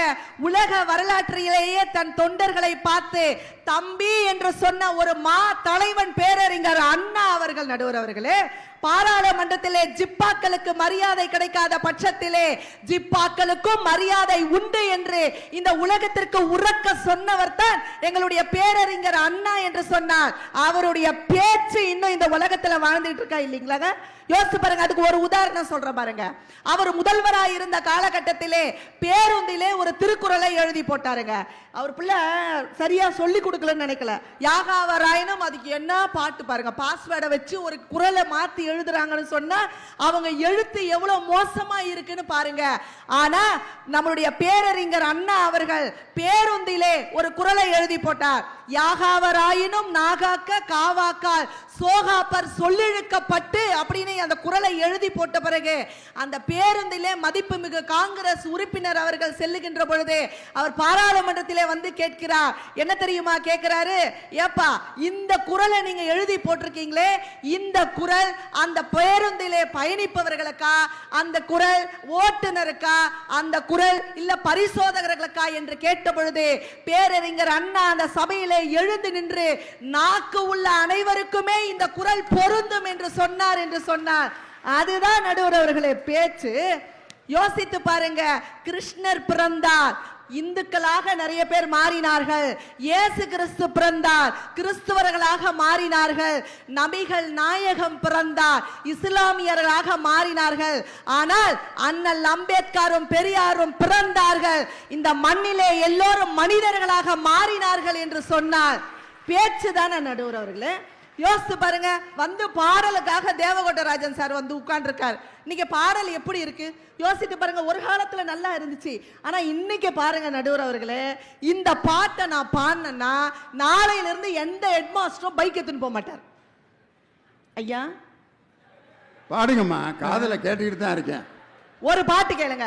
நான் 5ஆம் கிளாஸ் படிக்கும் போது ஆட்டைய போட்டவன், நான் 6ஆம் கிளாஸ் படிக்கும் போது பிளேடு போட்டவன், 6 மாசம் சென்ட்ரல் ஜெயில டென்ட் போட்டவன், ஹெட் மாஸ்டர் பைக்கை திருடி எடைக்கு போட்டவன். இந்த பாட்டை கேட்டா எந்த ஹெட் மாஸ்டராவது பள்ளிக்கூடத்துக்கு பைக் எடுத்துட்டு போவாங்களா? இதை விட பிள்ளையார்கிட்ட ஒரு பெட்டிஷன் போட்டு ஒரு பாட்டு பாடுவாங்க, பார்த்துருக்கீங்களா? பள்ளிக்கூடம் போகாம பரீட்சை எழுதாம பரீட்சை எழுதாம நாங்க பாஸ் ஆக வேணும். பிள்ளையாரு அதுக்கு உனக்கு எத்தனை தேங்காய் வேணும்? பிள்ளையார் அப்புறாணியா உட்காந்துருக்காரு. அவர்கிட்ட போய் நான் பரீட்சை எழுதாம பாஸ் ஆகிறதுக்கு உனக்கு எத்தனை தேங்கான்னு இது வரைக்கும் லஞ்சமே வாங்காத விநாயகர்கிட்ட லஞ்சம் கொடுக்குறான் பாருங்க. அதே பையன் ஒரு பாட்டு எழுதியிருக்கான் நடுவர் அவர்களே. அரியர் என்னும் தூது வந்தது, அது கொரியர் என்னும் வடிவில் வந்தது. பாஸாக நான் நினைத்தது இன்று ஃபெயிலாக மாறிவிட்டது. எக்ஸாமே போ போ. இப்படியெல்லாம் பாட்டை பாடனா பிள்ளைங்க உருப்பிடுவாங்களா நடுவர் அவர்களே? யோசித்து பாருங்க. திருமணம் எதுக்கு பண்றோம் ஐயா? எதுக்கு பண்றோம் திருமணம்? ஏமா நீ வேற, திருமணம் நல்லபடியா வாழ்றதுக்காக பண்றான். ஆமா. ஏன்னா இப்ப நான் ரொம்ப கொடுமையான சூழ்நிலையில இருக்கேன். எங்க வீட்டுக்காரமா உட்கார்ந்துருக்கிற நேரத்தில் இப்படி ஒரு கேள்வியை கேட்பீங்கன்னு நான் எதிர்பார்க்கவே இல்லை. திருமணம் என்பது மகிழ்ச்சிக்காகவும் வாழ்க்கையில் அனைத்து நலன்களையும் பெறுவதற்காகவும் தான் திருமணம் செய்கிறார்கள். அப்படித்தான் ஊர்ல சொல்லிக்கிட்டு இருக்காங்க. அது கிடையாது உண்மை. திருமணம் எதுக்கு பண்றோம்? மனைவி பேச்ச கணவன் கேட்கணும், கணவன் பேச்ச மனைவி கேட்கணும். கேட்கறாங்களா? இருந்தாலும் நம்ம வண்டியை ஓட்டிட்டு போறோமா இல்லையா நடுவர் அவர்களே? யோசிச்சு பாருங்க. நம்மால எல்லாமே கார்த்திகை மாசம் ஆனா மாலை போடுறாங்க. ஐயப்ப சாமி மாலைக்கு எதுக்கு போடுறாங்க நடுவர் அவர்களே? ஏன் போடுறாங்க தெரியுமா? வீட்டுல மரியாதையே கிடையாது. மாலை போட்டாதான் வாங்க சாமி, வந்து உட்காருங்க சாமி, டிஃபன் சாப்பிடுறீங்களா சாமி, காபி சாப்பிடுறீங்களா சாமின்னு ஏக போக மரியாதை. வாடா போடான்னு பேசிட்டு இருந்த கணவனை சாமி சாமி சாமின்னு அந்த காதுல கேட்கிறப்ப எவ்வளோ சந்தோஷமா அந்த கணவனுக்கு இருக்கு நடுவர் அவர்களே. இதுதானங்க பேச்சோட அற்புதம். யோசித்து பாருங்க. கல்யாணம் ஆன புதுசுல நம்மாலு ஐயா, கல்யாணம் ஆன புதுசுல அந்த புது பொண்டாட்டி ஸ்வீட் எடுத்துட்டு வந்து கொடுக்குது. நம்மாலு ஒரு ஸ்வீட் ஸ்டாலே ஒரு ஸ்வீட் எடுத்துட்டு வந்து கொடுக்குது. பாத்தியா எவ்வளோ அருமையா இருக்கு, எவ்வளோ அருமையா இருக்கு. கல்யாணம் ஒரு 4 வருஷம் ஆகட்டுமே, நம்மளுக்கு தலைவலி வருது. அம்மா தைலம் எடுத்துட்டு வந்து கொடுக்குது. ஒரு தலைவலி பாத்திரம் எடுத்துட்டு வந்து கொடுக்குது. பாத்தீங்களா நடுவர் அவர்களே? ஒரு வார்த்தை வெல்லும், ஒரு வார்த்தை கொல்லும் நடுவர் அவர்களே. வார்த்தைகளில் தான் வாழ்க்கையே இருக்கிறது நடுவர் அவர்களே. அந்த பேச்சு தானங்க அழகு. இன்னைக்கு எல்லாரும் என்ன நினைச்சிட்டு இருக்காங்கன்னா, தங்கம் வாங்கி தர புருஷனைத்தான் எனக்கு பிடிக்கும் அப்படின்னு தப்பு தப்பா யோசிக்கிறாங்க. அது உண்மை கிடையாது நடுவர் அவர்களே. தங்கம் வாங்கி தர புருஷனை விட தங்கமேன்னு கூப்பிடுற புருஷனை தான் இன்னைக்கு எல்லாருக்குமே பிடிக்குதுன்னு சொன்னா பேச்சு எவ்வளவு சுவைங்க. எவ்வளவு அசந்து போய் கைதட்டுறாங்க பாத்தீங்களா? அடையாப்பா, தங்கமேன்னு ஒரு நாளைக்கு 20 தடவை கூப்பிட்டு அந்த வார்த்தையை போய் அடகு வச்சா 5000 ரூபா கொடுப்பானா அப்படிங்கிற அர்த்தத்தில் அந்த இப்படியே சரி வேதநாயகி தட்டி விடுவான் அப்படின்னு தட்டுறாங்க. யோசித்து பாருங்க நடுவர்களே. ஒரு மனைவி பேரு ஜெயலட்சுமின்னு இருக்குன்னு வச்சுக்கோங்களேன். எப்படி கூப்பிடுவீங்க? ஜெயலட்சுமி அப்படின்னா திருமழிசைக்கு ஓடி போயிடுவான். எப்படி கூப்பிடணும் ஜெயலட்சுமி? அந்த பேச்சு சந்தோஷம் எவ்வளவு மகிழ்ச்சியை தருது பாருங்க நடுவர்களே. ஜெயா ஜெயா குட்டி ஜெயா ஜூ அப்படின்னா ஓடி வரும். அழகு இல்லைங்களா? யோசிச்சு பாருங்க. எவ்வளவு நாளைக்குமா இப்படி கூப்பிட்டுக்கிட்டு இருக்க முடியும்? நடுவர் அவர்களே, வாழ்க்கையில பேச்சுன்றது ரொம்ப முக்கியங்க. யோசித்து பாருங்க. வார்த்தையில ஒரே ஒரு விஷயம் தான், ஒன்னும் பிரச்சனை இல்லைங்க. நம்ம சீனிவாசா ஹோட்டலுக்கு நான் போன வாரம் போனேன் நடுவர் அவர்களே. சீனிவாசா ஹோட்டல் வேணாம், சிவகங்கை ரைட்டு. அடுத்து நான் போனோம் சிவகங்கையில ஒரு ஹோட்டலுக்கு போன நடுவர்களே. நாங்க எல்லாரும் போனாங்க. அந்த சர்வர் தம்பி இருக்காரு பாத்தீங்களா, அவர் வந்தார். வந்த உடனே எல்லாரும் என்ன பண்ணுவாங்க, என்னப்பா இருக்க, சாப்பிட என்ன இருக்க அப்படின்னு கேட்பாங்க. ஆனா நாங்க என்ன தெரியுமா கூப்பிட்டோம், தம்பி நீ எந்த ஊர் தம்பி, எங்கிருந்து வர, உன் கூட பிறந்தவங்க எத்தனை பேரு, ஏன் தம்பி நீ படிக்காம இங்க வந்து வேலை செய்யற அப்படின்னு கேட்டோம். இல்லக்கா குடும்ப சூழலை இது மாதிரிக்கா அப்படின்னு சொல்லிட்டாங்க. அப்ப நான் கேட்டேன், தம்பி 2 இட்லி எடுத்துன்னு வாப்பா அப்படின்னு. அந்த தம்பி என் காதுல வந்து சொல்லிச்சு, அக்கா இட்லி அது நேத்து சுட்ட இட்லிக்கா, வேற எதுனாக்கா ஆர்டர் பண்ணுக்கா. பேச்சுதான் நடுவர் அவர்களே, பேச்சுதான். இன்னைக்கு எத்தனை பேர் கடன் கொடுத்துட்டு எவ்வளவு அப்பாவியா உட்கார்ந்து இருக்கானுங்க தெரியுமா நடுவர் அவர்களே? ஒருத்தன் எங்க வீட்டு பக்கத்துல 5000 ரூபாய் கடன் கேட்டு காலில் விழுந்தான். நான் கேட்டேன், ஏன்டா டேய் வெக்கமா இல்லை உனக்கு, 5000 ரூபாய் கேட்டு அவன் காலில் விழுறியடான்னு கேட்டேன். அதுக்கு அவன் என்ன பார்த்து சொன்னான், நானாச்சும் ஒரு முறை தான் வாங்கினேன், விழுந்தேன், இவன் திருப்பி வாங்குறதுக்கு இவன் எத்தனை முறை என் காலில் வந்து விழுறான் பாரு அப்படின்னா. அந்த பேச்சு சாமர்த்தியம் சாதாரணமான கிடையாது நடுவர் அவர்களே. நிறைவா நான் ஒரு விஷயத்த சொல்லி நான் இப்படி முடிக்கிறேங்க. ஹாஸ்பிட்டலுக்கு, மருத்துவமனைக்கு தன்னுடைய குழந்தைகளோடு இல்லாத ஒரு பெரியவர் அந்த மருத்துவமனைக்கு போறாருங்க.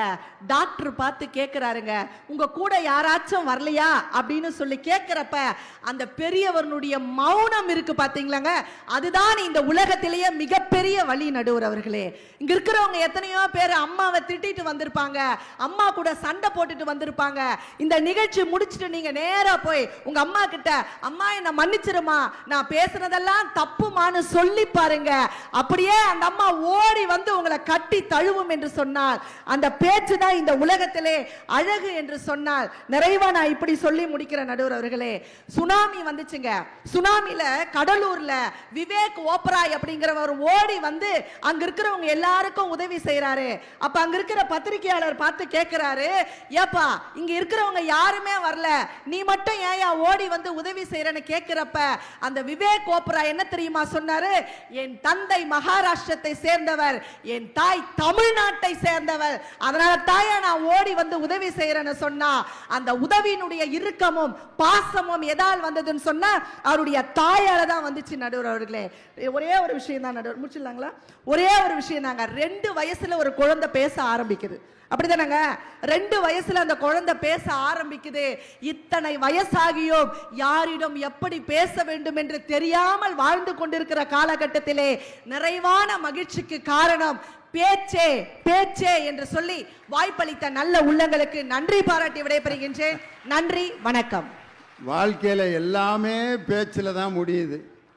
ஒரு பெரிய போராட்டம் நடத்துகிறாங்க, உடனே அரசாங்கம் கூப்பிட்டு பேச்சுவார்த்தை அப்படி தான் நடத்துகிறாங்களே ஒழிய, யாராவது எதுவும் எழுதி கொடுத்து பெட்டிஷன்லாம் வாங்கினாலும் பேச்சுவார்த்தை நடக்கணும்.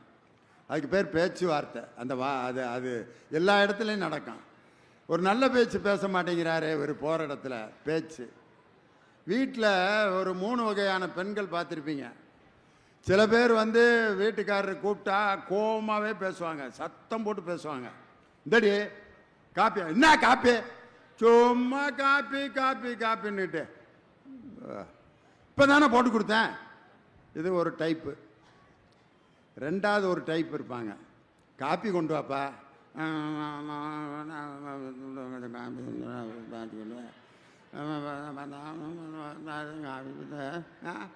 என்னடி சொல்ற, இது எவ்வளவு பெரிய கொடுமை தெரியுமா? என்ன சொல்றாங்கன்னே புரியாம காப்பி போடுறேங்கிறியா இல்லை இல்லைங்கிறியா? வாய்க்குள்ளேயே முனகிறது 2வது கேரக்டர். 3வது ஒரு கேரக்டர் இருக்கான், உனக்கெல்லாம் அறிவே இல்லடி, காப்பியா போட்டு கொண்டு வாடி அப்படின்னு கத்துனான். ஏய் கேட்டுக்கிட்டு இருக்கேன், ஏதாவது பதில் பேசு. வாயை திறந்து ஏதாவது பேசுறி. இதுதான் ரொம்ப டேஞ்சரான கேரக்டர். புருஷனை எந்த நேரம் வேணாலும் விஷம் வச்சு கொன்று இந்த 3வது கேரக்டர். இதுதான் ஊமை ஊரை கெடுக்கும், பெருச்சாலி பேரை கெடுக்குமா. கலகலப்பாக பேசுகிறாங்க பார்த்தீங்களா பெண்கள். அவர்களை நம்பி எந்த இடத்துக்கு வேணாலும் அங்கே கூட போய் அவங்களோட இருக்கலாம். அவர்களால் எந்த பிரச்சனை வராது. அவர்களும் தங்களை பாதுகாத்து கொள்ளக்கூடிய ஆற்றல் இன்னைக்கு அவங்கள்ட்ட இருக்கும். இந்த ஷேர் ஆட்டோவில் பக்கத்தில் பொம்பளை பிள்ளையோட உட்காந்து போவாங்க. அப்போ திடீர்னு அந்த பக்கத்தில் யாருன்னே தெரியாத பையன்ட்ட, ஹலோ உங்களை எங்கேயோ பார்த்துருக்கேன், சொல்லுங்கள், நானும் உங்களை பார்த்துருக்கேன், சொல்லுங்கள், நான் வந்து இந்த காலேஜில் படிக்கிறேன், நீங்கள், நான் இங்கே வேலை பார்க்குறேன் ஐடி கம்பெனியில், அப்படிங்களா, ரொம்ப சந்தோஷம் அப்படின்னு பேசிக்கிட்டே போகிறாங்க பாரு. அடுத்து பிரச்சனையே இருக்காது. 2 பேரும் இந்த அவனை பார்த்துட்டு 15 தடவை இந்த சாலை இழுத்து இழுத்து மூடிக்கிட்டு இருந்தா, அவன் இந்த என்னடா தெரியாமல் ஒரு கேரக்டர்கிட்ட வந்து உட்காந்துட்டோம் போல இருக்கு. நம்ம உட்கார்ந்த பிறகு இந்த சாலை 15 தடவை இழுத்து இழுத்து மூடுது, நம்ம பற்றி ஏதோ சந்தேகப்படுது போல இருக்குன்ட்டு அவன் உட்காந்தவன் கூனி குறுகி போயிடுவான். பரவாயில்ல ப்ளீஸ் நல்லா உட்காருங்க, ஒன்றும் பிரச்சனை இல்லைன்ட்டு வாயை திறந்து தைரியமாக ஒரு பெண் பேசுகிறா பார், அவ தான் இந்த உலகத்தை ஜெயிக்கக்கூடிய ஆற்றல் அந்த பிள்ளைகிட்ட தான் இருக்கு. பொண்ணு பார்க்க வர்றப்ப உன் பேர் என்னம்மான்னு கேட்டால் என் பேர் ஜெயலட்சுமி அப்படின்னு சொல்லணும். பொண்ணு பேர் சொல்லுப்பா.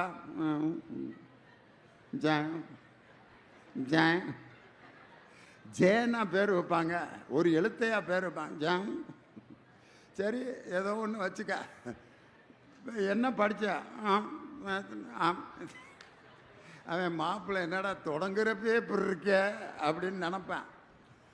தைரியமாக பேசணும். அது ஆணாக இருந்தாலும் பெண்ணாக இருந்தாலும் யார் தான் பேசுகின்ற கருத்தை, நினைக்கின்ற கருத்தை உறக்க தைரியமாக பேசுகின்ற ஆற்றல் யார்கிட்ட இருக்கோ அவன் இந்த உலகத்தை வெல்வான். வள்ளுவர் தான் சொல்லியிருக்காரு, விரைந்து தொழில் கேட்கும் ஞாலம் நிறைந்தினிது சொலல் வளார் பெறின், சொல்லுதல் வளார் பெறின், விரைந்து தொழில் கேட்கும் ஞாலம். அழகாக இதை திருக்குறளை எப்படி இங்கிலீஷில் மொழிபெயர்த்திருக்காங்கன்னா, one who attain sweetness in words the world rushes behind him. யார் இனிமையாக பேச கற்றுக்கொள்கிறார்களோ அவர்களை இந்த உலகம் பின்தொடர்ந்து செல்லும். அப்படின்னா அப்ப அந்த பேச்சுக்கு எவ்வளவு பெரிய ஆற்றல் இருக்கு பாருங்க. அதான் பேச்சு. முடிஞ்சா அடுத்து பாட்டு. இந்த அவையே கலங்க வைக்க, கலகலன்னு வைக்க, இசையால் வசமாக இதயம் ஏதுன்னு டிஎம்எஸ் பாடுவார். இசையால் வசமாக இதயம் எது?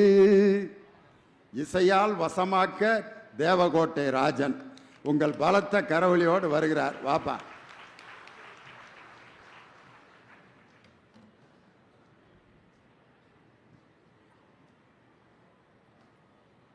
திருவள்ளூரை சேர்ந்த ஆன்றோரே சான்றோரே, இந்த அவையில் அமைந்திருக்கும் அத்தனை பெரியவர்களுக்கும் முதியவர்களுக்கும் மாணவர்களுக்கும் என் நெஞ்ச நிறைந்த வணக்கத்தை தெரிவித்துக் கொள்கிறேன்.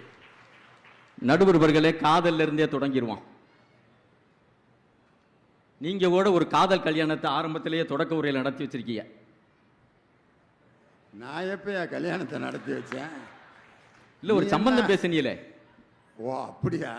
என்னை புரோகிதர் லிஸ்ட்ல சேர்த்துட்டியாக்குன்னு பயந்தே போனேன். ஒரு சம்பந்தம் பேசினிய, அப்ப எப்ப எந்த சலசலப்பும் இங்க இல்ல. அதுக்கடுத்து அந்த சம்பந்தத்துக்கு ஒரு பத்திரிக்கை அடிச்சிங்க, அப்பவும் இங்க எந்த சலசலப்பும் இல்லைங்க. சம்பந்தம் பேசும்போது இல்லாதது, எழுத்தால பத்திரிக்கை அடிக்கும் போது இல்லாதது, ரெண்டையும் சேர்த்து நீங்க பாடுனீங்க பாருங்க. கண்ணதாசனுடைய பத்திரிக்கையை பாட்டா பாடின. நிகழும் பார்த்திப ஆண்டுன்னு தொடங்குனீங்க. இந்த அரங்கம் நிறைந்த கைதட்டு வந்தது என்று சொன்னால் இசைக்கு மயங்காதோர் எவருமே இல்லை என்பதற்கு இந்த அரங்கமே சாட்சி. ஏன் நேரடி விஷயத்துக்கு வர்றேன். மைதிலி என்னை காதலிங்கிற ஒரு படம். டி ராஜேந்தர், நீங்க சொன்ன டி ராஜேந்தர் தான் அந்த படத்தை எடுத்திருப்பாரு. அவர் படம் மட்டுமா எடுப்பாரு? தயாரிப்பு, டைரக்ஷன், கேமரா, நடனம், வசனம், இயக்கம், சண்டை, இசை, பாடல்கள் மற்றும் கலை மற்றும் தயாரிப்பு நிர்வாகம் டி ராஜேந்தர் அப்படின்னு போடுவார்.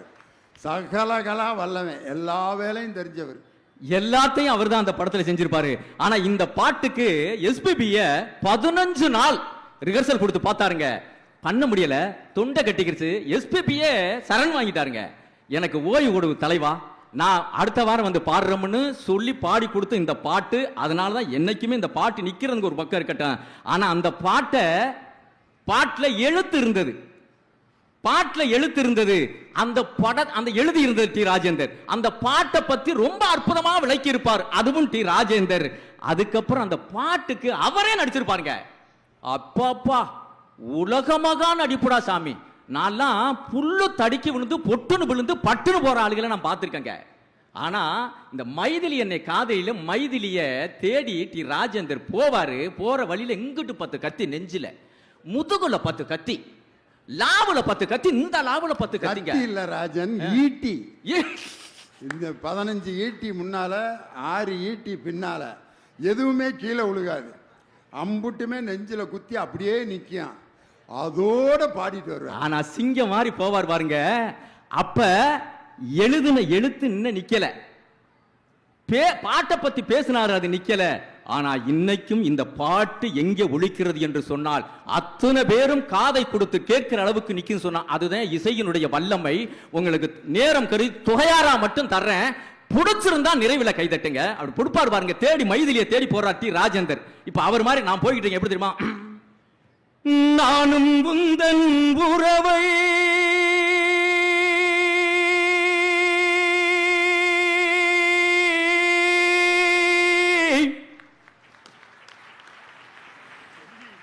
நாடி வந்த பறவை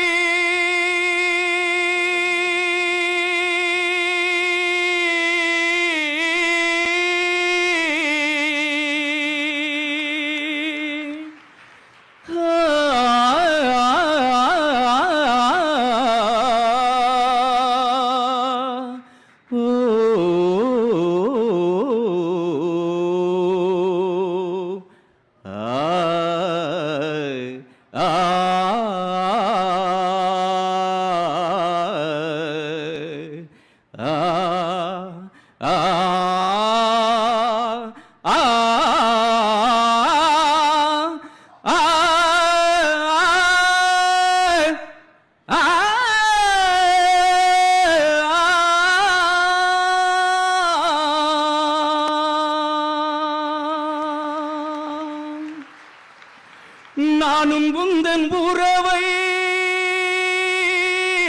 நாடி வந்த பறவை தேடி வந்த வேலை வேடன் செய்த லீலை சிறகுகள் உடைந்ததடி குருதியில் நனைந்ததடி உயிரே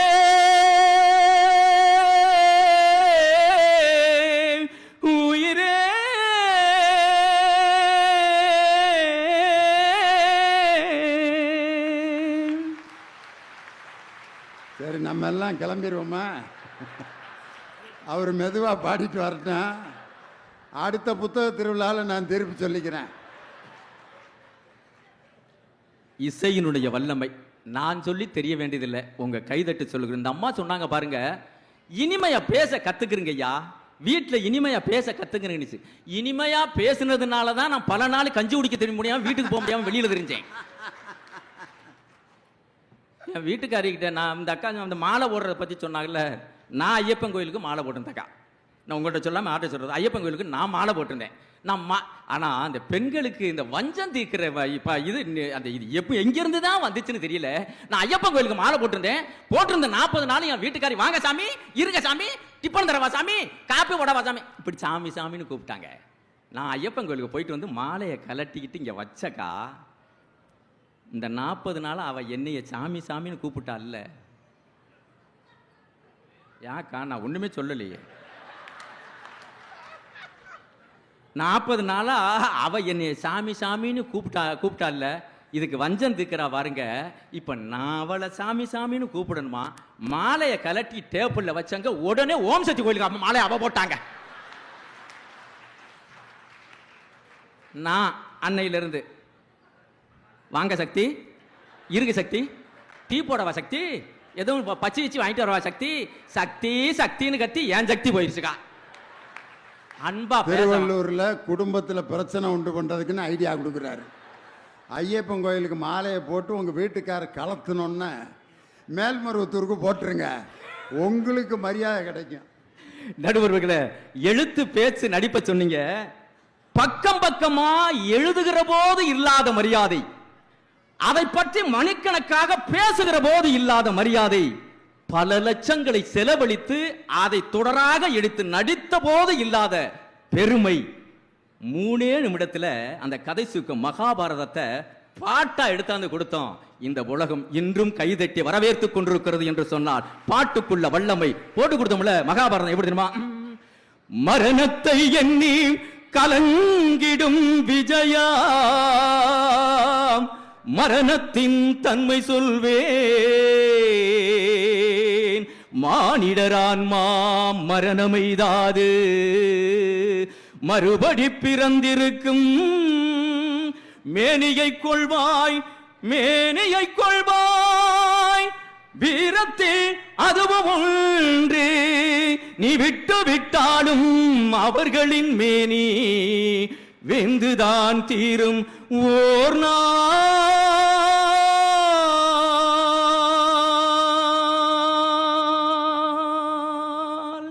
அர்ஜுனனுக்கு உபதேசம் செய்ய நீ வில்லை எய்து அவனை கொல்லாம விட்டாலும் அவர் உயிர் ஒரு நாள போத்தாண்டா போகுது கொல்றா அப்படின்னு அந்த அந்த அந்த ஒரு 3 நிமிடத்துல மகாபாரதத்தை கொண்டு வந்து நிறுத்தியது இதுங்க.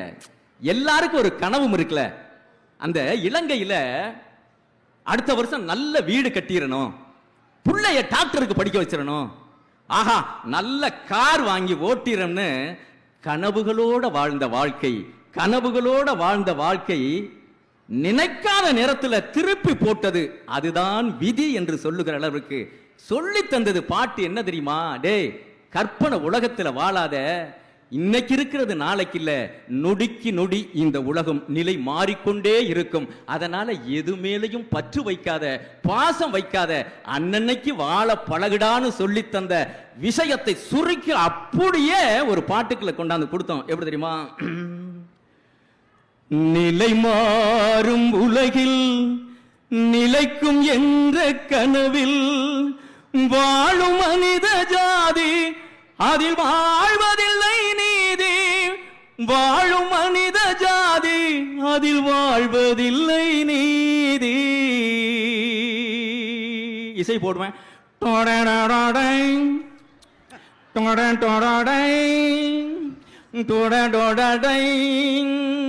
நிலை மாறும் உலகில் நிலைக்கும் என்ற கனவில் வாழும் மனித ஜாதி அதில் வாழ்வதில்லை நீதி, வாழும் மனித ஜாதி அதில் வாழ்வதில்லை நீதி. இந்த உலகத்தை புரிந்து கொண்டு வாழுங்கள் என்று சொல்லிக் கொடுத்தது. ஏன் தெரியுமா? எந்த விஷயத்தையும் பேசுறத மறந்துடுவீங்க, எழுதுனதை கூட அப்பப்ப புத்தகத்தில் தேடி பிறக்கணும். இந்த பாட்டு பாடுறான்டா, அந்த பாட்டு வருது பாரு, பாட்டு ஒன்று குரல் ஒன்று ஒரு பக்கம் இருந்து வந்து விட்டால் அதுக்கு காது கொடுத்து கேட்கிற உலகம் தான். அதுல சிவாஜி கணேசனுடைய பாட்டுல ஒரு போட்டு கொடுப்பாங்க, நான் பாட்டே பாட போறதில்ல, அதுக்கு வரவேற்பு இருக்குதான்னு நீங்க தான் சொல்லணும். நான் எந்த பேச போறதில்ல, கவிதை வடிக்க போறதில்ல, ஒரே ஒரு எழுத்தை வச்சுக்கிட்டு சொல்லுவேன், புரிஞ்சா நீங்க கை தட்டுனா.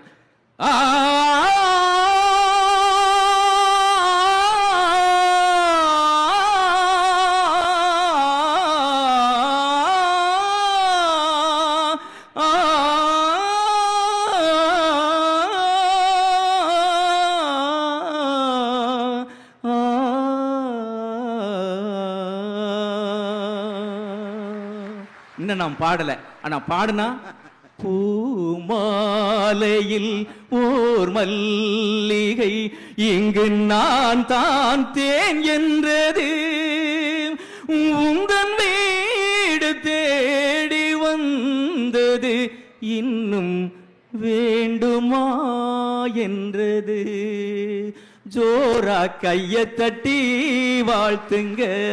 அதுக்கும் பாட்டு இருக்கு. என்ன இல்ல, இந்த அம்மா சொன்னாங்க உனக்கு நல்லா பேசுங்க, வீட்டுல பாசத்தோட பேசுங்க, எதுக்கு எடுத்தாலும் கோவப்படாதீங்க, ஆதரிச்சு பேசுங்கன்னா. நேத்து முந்தா நாள் நான் சாப்பிட உட்காந்து நல்ல சாம்பார் வச்சு கொண்டாந்து ஊத்துனாக்கா இலையில ஒரு தலைமுடி மும்பூட்டி நீட்டமா கிடந்துச்சு, உருவுரே வந்துகிட்டு இருக்கு, என்னமோ ஆட்டு குடல் மாதிரியே வந்துகிட்டே இருக்கு. ஏய், இது என்னடி, இது என்ன, இதெல்லாம் என்ன சாப்பாடு? இலையில முடி கிடக்கு அப்படின்னு சொன்னா கோச்சுக்குருவான்ட்டு இந்த அக்காவை ஃபாலோ பண்ணுவோம்னு நான் சொன்னேன். ஆஹா, உன் முடி இலையில இருந்தாலும் அழகா இருக்கு, உன் தலையில இருந்தாலும் அழகா இருக்கு அப்படின்னு தாங்க சொல்லித்தான் முடிச்சேன். ஒரு வாரமா சிக்கு எடுக்கும் போது இந்த இரவானத்துல சொருகி வச்சிருப்பாள்ல, அம்புட்டு முடியும் புடிஞ்சாண்டு என் இலையில போட்டா. எங்க பாசத்துல பேசுற மாதிரி இருக்கு, அழகா போட்டு கொடுத்தான். ஐயா எத்தனை நிமிஷம் ஐயா சொல்லிட்டீங்கன்னா ஒரே ஒரு பாட்டோட சரிங்கய்யா. ஒரு பாட்டு, ஒரு பாட்டு. ஆஹா, இனியவே முழிக்கிறாரு, நமக்கு நேரம் இருக்குமா இல்லையா, ஒரே ஒரு பாட்டுங்க. இல்ல வெறும் ஆக்ஷனை மட்டும் பண்ணிட்டு உட்கார வச்சிருவாரோ அப்படின்னு பயப்படுறாரு. ஒரே ஒரு பாட்டு. நிறைவாக அம்மாவை பத்தி அற்புதமா இவங்க பேசுனாங்க. நடுவர் ஐயா பேசும்போது கூட ரொம்ப அற்புதமா சொன்னாங்க, தாயை மட்டும் மறக்கப்படாதுன்னு சொல்றேங்க. 1000 பேருக்கு அன்னதானம் செய்தவர்களுக்கும் கூட, இல்ல தினந்தோறும் ஒரு கோயில் கட்ட அன்னதானத்துக்கு அள்ளி கொடுத்தவர்களுக்கும் கூட சொர்க்கம் கிடைக்குமா என்றால் நான் இந்த மேடையில் நின்று சொல்லுகிறேன், சத்தியமாக அவர்களுக்கு சொர்க்கம் கிடைக்கவே கிடைக்காது. சில பொருளாதாரங்கள் வந்து சேரும், ஆனால் சொர்க்கம் என்பது நிச்சயமாக கிடைக்காது. யாருக்கு தெரியுமா சொர்க்கம் கிடைக்கும்? வயதான காலத்தில் இருக்கிற அம்மாவுடைய கண்ணில் ஒரு சொட்டு கண்ணீர் வராமல் எவன் ஒருத்தன் காவந்து பண்ணுகிறானோ அவனுக்குத்தான் சொர்க்கம் கிடைக்கும். அத நான் இப்ப உங்களுக்கு எழுதி இருக்கிறேன், அதையும் சொல்றேன், பேசுறேன், அப்படியும் சொல்றேன். அதுக்கப்புறம் பாடுறேன். எதுக்கு உங்க வரவேற்பு இருக்குன்னு நீங்க தான் காட்டணும். நான் அதோட போயிருவேன், ஒன்னும் சொல்ல மாட்டேன். இப்ப அந்த தாயை பத்தி 4 வரை எழுதியிருக்கேன். 10 மாசம் என்ன சுமந்து பெத்து எடுத்த அம்மா, என் அம்மாவை நினைச்ச வியப்பா எழுதியிருக்கேன். உன் அன்புக்கு இந்த ஆகாசமே ஈடாகாது. அப்படி என்னை நீ வயிற்றுல சுமந்து பெத்த வளர்த்த, இரவு பகல் பார்க்காம வளர்த்தியே அம்மான்னு நான் பாடினேன், எழுதியிருக்கேன், வாய்ச்சு காமிச்சேன். அப்பவெல்லாம் மயங்காத இந்த சமூகம் அதற்கு ஒரு கற்பனையில் ஒரு டியூனை சேர்த்து, இசையை சேர்த்து பாடுகிற பொழுது இந்த வரவேற்பை இந்த அரங்கம் தருகிறாதா என்று சோதிப்பதற்காக 4 வரிகள் உங்களோடு. 10 மாசம் என்ன சுமந்து பெத்து எடுத்த அம்மா, ஓ அன்புக்கு முன்னால ஆகாசம் சும்மா, ஓ ரத்தத்தை எல்லாம் பாலா தந்து ஊட்டி வளர்த்த அம்மா, ஓ நேசத்துக்கு முன்னால எல்லாமே சும்மா, எறும்பு அண்டாமே தூசுதும்பு சேராமே தொப்புள் கொடி அறுத்தெடுத்த அம்மாவோ, பாசத்துக்கு முன்னாலே எல்லாமே சும்மா, ஓ நேசத்துக்கு முன்னாலே மத்ததெல்லாம் சும்மா.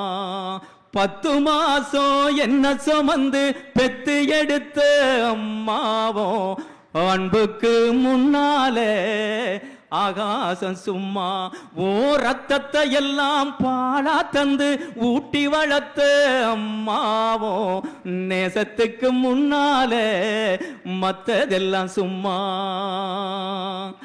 ஆக்காட்டி விரல புடிச்சு அக்கஞ்சா சொல்லி கொடுத்த, அன்னாடம் கூழ குடிச்சு நல்ல சோறு பொங்கி கொடுத்த, களை வெட்டி நடவு நட்டு கால் சட்டை தச்சு கொடுத்த, சிறுவாடு சேர்த்து வச்சு சேலட்டொன்னு வாங்கி கொடுத்த, கொஞ்ச நேரம் காணல நாங்கமே பதறி நிப்பே,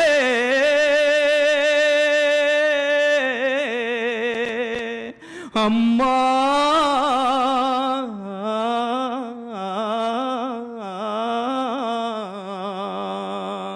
கொஞ்ச நேரம் காணல நாங்கமே பதறி நிப்பே, காய்ச்ச வந்து நாம் படுத்தா கசாயத்தை குடிக்க வைப்ப, ஏன் புள்ள கலெக்டர்னு 8 ஊருக்கு சொல்லி வைப்ப, தாலிய வித்து கூட தாய என்ன படிக்க வச்ச,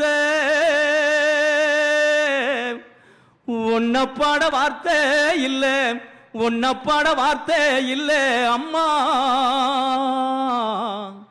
ஓம் காலடி மண்ணுக்கு முன்னாலே, ஓம் காலடி மண்ணுக்கு முன்னாலே கோயில் திருநீரு சும்மா, ஓம் காலடி மண்ணுக்கு முன்னாலே கோயில் திருநீரு சும்மா சும்மா. 10 மாசம் என்ன சுமந்து பெத்து எடுத்த அம்மாவோ, அன்புக்கு முன்னாலே ஆகாசம் சும்மா, ஓ அன்புக்கு முன்னாலே மத்ததெல்லாம் சும்மா என்று சொல்லி நடிப்பா பேச்சா எழுத்தா பாட்டா என்று வருகின்ற பொழுது ஒருத்தனுக்கு படிப்பறிவு தேவையில்லை, எழுத்தறிவு தேவையில்லை, நடிப்பு திறமை தேவையில்லை, கேட்பதற்கு செவி மட்டும் இருந்தால் போதும். அதுதான் இசையினுடைய வல்லமை என்று சொல்லி தந்த வாய்ப்புக்கு நன்றி கூறி பிரியாபடி வருகிறேன். அன்புடன் ராஜன். ராஜன் அவையவே அள்ளிட்டார். ராஜனுக்கு திரும்ப எல்லாரும் ஒரு கைதட்டு கொடுக்கலாம். உண்மையிலே இந்த டி ராஜேந்தர் பாட்டில் இருந்து பெத்த தாயினுடைய பாசத்தை அனுபவிக்க தவறியவர்கள் உங்கள் அம்மாவை கூட திட்டிட்டு வந்திருப்பாங்க நிறைய பேர். உன்னையா பேசாமல் இருக்க மாட்டியா நீயே, சும்மா வயசான காலத்தில் ஏதாவது வாய் திறந்து அப்படின்னு திட்டிட்டு இங்கே வந்திருப்பார். அவங்கெல்லாம் இப்போ ராஜன் பாட்டை கேட்டுட்டு போய் இன்றைக்கே அம்மாட்ட மன்னிப்பு கேட்டணும்டா, பெத்த தாய் எப்படி திட்டிட்டு வந்துட்டோமேன்னு நினப்பாங்க. இந்த முன்னால் 3 பையில உட்காந்துருக்காங்க. அவன் இந்த அம்மா பாட்டை பாடுறப்ப இந்த இப்படியே பார்க்குறேன், நம்ம அம்மாவை பற்றி தான் பாடுறாரா அப்படின்னு அவங்களுக்கு புரியல. அதனால தான் திடீர்னு எந்திரிச்சு போகிறேன், திருப்பி வர்றேன். என்னை ஒரு பார்வை பார்த்துட்டு இவர் எப்போ முடிப்பார் அப்படின்ட்டு போகிறாங்க வர்றாங்க. ஆனால் பாட்டு பாடுறப்ப சைலண்ட்டாக உட்காந்துட்டான். என்னன்னா இந்த இசைக்கு அப்படி ஒரு ஆற்றல் இருக்குது. காலையில் நம்ம ஒரு பாட்டு கேட்டோம்னு வச்சுக்கங்களேன், அந்த பாட்டு சாயங்காலம் வரைக்கும் நம்மளை துயரப்படுத்தும். நல்ல பாட்டு கேட்டிங்கன்னா நல்ல மூடில் இருப்பீங்க. சில பேர் காலையில் திங்கக்கிழமை நாளை காலைல ஆஃபீஸ் கிளம்புறீங்க அல்லது ஸ்கூலுக்கு கிளம்புறீங்க, கிளம்பி பஸ்ஸில் போய் இறங்கி ஸ்கூல் வாசலில் போகிறப்ப வாசலுக்கு பக்கத்தில் இருக்க டீ கடைக்காரன் இந்த பாட்டை போடுறான்னு வச்சுக்கோங்க. போனால் போகட்டும் போடா ஓஹோ,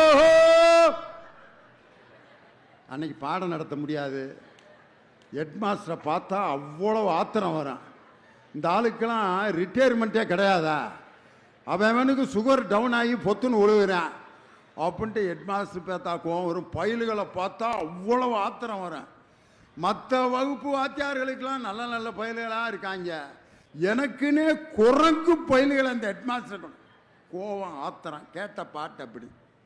காலையில் கிளம்புறப்ப இந்த பாட்டை கேட்டு போங்க, எவ்வளோ மகிழ்ச்சியாக இருக்குன்னு தெரியுமா? அடே அப்பா, ஆலய மணியின் ஓசையை நான் கேட்டேன், அருள்மொழி கூறும் பறவைகள் ஒலி கேட்டேன், என் இறைவன் அவனே அவனே எனும் பாயின் மொழி கேட்டேன், என் தலைவன் அவனே அவனே எனும் தாயின் மொழி கேட்டேன். காலையில் கேட்டு போனோம்னா இந்த பாட்டு சாயந்தரம் வரைக்கும் நம்ம மனசை விட்டு போகவே போகாது. ஒரு குழந்தைய தூங்க வைக்கணும், லெட்டர் எழுதியா மூஞ்சியில் போடுறான். ஒன்னே தான் கேட்குறேன், சீக்கிரம் தூங்குடா அப்படின்னு ஒரு லெட்டர் எழுதி உன்னை பெத்த அம்மா கேட்குறேன் தூங்கு என்று உன்னை தூங்க வைக்க நினைக்கும் பெற்ற தாய் அப்படின்னு லெட்டர் எழுதி மூஞ்சியில் போட்டால் தூங்குவானா? அல்லது தூங்குறியா இல்லையாடா நாய, எவ்வளோ நேரம்தான் இந்த தொட்டியை நான் ஆட்டிக்கிட்டே இருக்கிறதுன்ட்டு நீங்கள் என்னதான் ரசித்து பேசினாலும் தூங்குவானா? அல்லது அவனை தொட்டியில் போட்டு ஏதென்ஸ் நகரத்தில் எழில்மிக்க வாலிபர்களே ஓடி வாருங்கள், வீரம் விலை போகாது விவேகம் துணைக்கு வராவிட்டால் தீட்டிய வாளில் தினவெடுத்த தோள்களிலே தூக்கிய ஈட்டி மட்டும் போதாது வீரர்களே, இதோ நான் தரும் அறிவாயுதத்தை ஏந்திக் கொள்ளுங்கள், சிந்திக்க சொன்னவன் சாக்ரட்டிஸ் அப்படின்னா குதிச்சு ஓடிடுவான் தொட்டியை விட்டு. என்ன செய்யணும் அவனை தூங்க வைக்கணும்னா?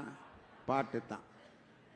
பாட்டே தெரியாத ஒரு கிராமத்து அம்மா கூட ரே ரே ரே ரே ரே ரே ரே ரே ரே ரே ரே அப்படிங்க தூங்குறாயா. அந்த அம்மானுக்கு நீலாம்பரி ராகம் தெரியுமா, மோகன ராகம் தெரியுமா? ஒன்றும் தெரியாது. ரே ரே ரே ரே ரே ரே ரே ரே ரே ரே தூங்கிடுறான். இதையே ஆம்பளை சொன்னால் தூங்க மாட்டேன். ஒரு ஆம்பளை குர்ரு நான் தூங்க வைக்கிறேன் அப்படின்னா நான் தூங்கிக்கிறேன், உன் வேலையை பார்த்துட்டு போ. அது காண்டாமிருக மாதிரி கத்துனா எப்படியா புள்ள தூங்குவான்ட்டு கடுப்பாயிருவேன். அந்த பெண் குழந்தையில அந்த குரலில் தாளாட்டினோம்னா தூங்குவான். அதனால தான் ஒரு அம்மா பாடுது, மாமே அடிச்சாரோ மல்லிகைப்பூ செண்டாலே, அத்தை அடிச்சாலோ அரளி பூந்தண்டாலே, வெண்ணையில விளங்கு பண்ணி வெயிலில் பொட்டு வைப்போம், ராரிரோ ராரிரோ ஆரிராரிரோ. தூங்கலை அவன். பக்கத்தில் உட்காந்துருக்க புருஷன் பார்க்குறான். இதெல்லாம் பாடினா அவன் தூங்க மாட்டேன், இங்கே கொண்டா நான் தாளாட்டுறேன்ட்டு அவன் குர்ரே நான் தாளாட்டுறேன் அப்படின்னு புருஷன் தாளாட்டின வரியை நல்லா கவனிங்க. ஆரும் அடிக்கவில்லை, ஐவிரலும் தீண்டவில்லை, அவன் தானே அழுகிறாண்டி, தம்பி தொணை வேணும் முன்ன, தம்பி தொணை. அவன் கேட்டானா உன்னை தம்பி வேணும்னு? இவன் ஒய்ஃபுக்கிட்ட எப்படி பிட்ட போடுறான் பார்த்தியா? தாலாட்டு பாட்டில் தன் மனதில் இருக்கும் ஆசையை வெளிப்படுத்தியவன் தமிழன். அந்த தாலாட்டில் ஆரும் அடிக்கவில்லை, ஐவிரலன் தீண்டவில்லை, தானே அழுகிறாண்டி, தம்பிதோன வேணும்னு. அவன் எப்படி எழுப்பி நான் காட்டினா ஏயா உசுர வாங்குற அப்படின்னு. இப்படியே சொல்லி சொல்லி தான் உத்தரப்பிரதேசத்துக்காரங்க 21 கோடி மக்கள் தொகையை பெருக்கி வச்சுட்டான். ஆனால் நம்பால் இந்த பாட்டுக்கு எந்த இதுவும் கொடுக்காம 2 பெற்றால் இன்பமயம், 1 பெற்றால் ஒளிமயம் அப்படின்னு கடைப்பிடிச்சு இன்னைக்கு 8 எம்பி தொகுதியை இழக்க போகிறோம். எது குடும்ப கட்டுப்பாடை நம்ம கடைப்பிடிச்சதுக்கு தண்டனை. ஆனால் அரசாங்க திட்டத்தை மீறின உத்தரப்பிரதேசக்காரனுக்கு 30 எம்பி கூட. ஏண்டா, நாட்டினுடைய சட்டத்தை மதித்து நடந்த தமிழர்களுக்கு சட்டத்தை மதித்ததற்கு தண்டனை, மீறியவர்களுக்கு சன்மானமா? அதனால் தாலாட்டுங்கிறது அது ஒரு சுகம். என்ன ராஜன், கரெக்டாக ஜாலரா போட்டனா உனக்கு? டி ராஜேந்தர் பாட்டை சொல்லணும்னா அடே அப்பா, அந்த மனுஷன் பெண்ணை வர்ணிக்கிறதுக்கு எத்தனையோ கவிஞர்கள் எழுதியிருப்பாங்க. வசந்த காலங்கள் இசைந்து பாடுங்கள், புதுவிதமான மலர்களே நீங்கள், நதிதனிலாடி கவி பல பாடி அசைந்து அசைந்து ஆடுங்கள். கருவண்டு நடனம் தருகின்ற நளினம், இதயத்தில் சலனம், அம்மம்மா அம்மம்மா. உண்மை விழி குளத்தினில் தவழ்வது மீனினமோ, கவி கண்டிட மனதினில் தமிழ்வது தமிழ் மனமோ. நூல் தாங்கும் இடையால் நாள் பார்த்து நடக்க நெளிகின்ற வடிவம், மத்தாளத்தை போலே தேகத்தை ஆக்கும் குழல்கத்தை ஜாலம். பாவை கூடும் ஆடை கூட பெருமை கொள்ளுமடி, தேவை தின்னும் தேவை என்று இதழ்கள் ஊறுமடி, இதழ்கள் ஊறுமடி, இதழ்கள் ஊறுமடி. வசந்த காலம். எதுக்கு அந்த பாட்டை பாடினா, ஜேசுதாஸுக்கும் பிபி சீனிவாசுக்கு இடையில ஒரு அழகான குரல், அதுதான் ஜெயச்சந்திரன் என்ற அற்புதமான பாடகருடைய குரல். அந்த குரலை ரசிக்காத ஆளே கிடையாது. ராசாத்தி ஒன்ன என்ன குரல்யா! அவருக்கு அஞ்சலி செலுத்துறதுக்காக அந்த பாட்டை நான் பாடினேன். அற்புதமான ஒரு பாடகர். பாட்டை பற்றி பேசினா இன்னும் ஒரு 1.5 மணி நேரம் கூட பேசிக்கிட்டே இருக்கலாம். நடிப்பு பாவமாக இருக்கு. நாம் வாங்க கவிஞர் இனியவன், உங்களுடைய நடிப்புக்கு திருவள்ளூர் மக்கள் மிக அற்புதமாக வரவேற்பு கொடுக்கிறார்கள் கைதட்டுகளோடு. வாங்க. நடுவர் உள்ளிட்ட அவைக்கு என்னுடைய பணிவான வணக்கம். திருவள்ளூர் மக்கள் எப்போவுமே எனக்கு ஆதரவு கொடுப்பாங்க. என்ன காரணம்னா, ஏற்கனவே இந்த ஊரில் ஒரு பொண்ணு நடிச்சது, அந்த பொண்ணு தான் நான் கட்டியிருக்கேன். திருவள்ளூர் சம்பந்தம் பண்ணியிருக்காராம்.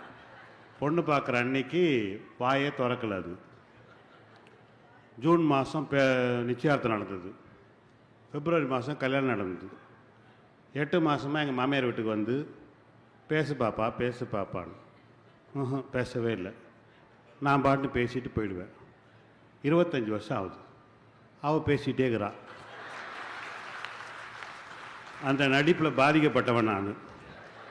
அப்புறம் இந்த தலைப்பு எடுக்காமல் எந்த தலைப்பு நான் எடுப்பேன்? சார், ஒரு நாள் ரொம்ப வருஷம் கழித்து எலக்ட்ரிக் ட்ரெயினில் வந்துட்டு இருந்தேன்.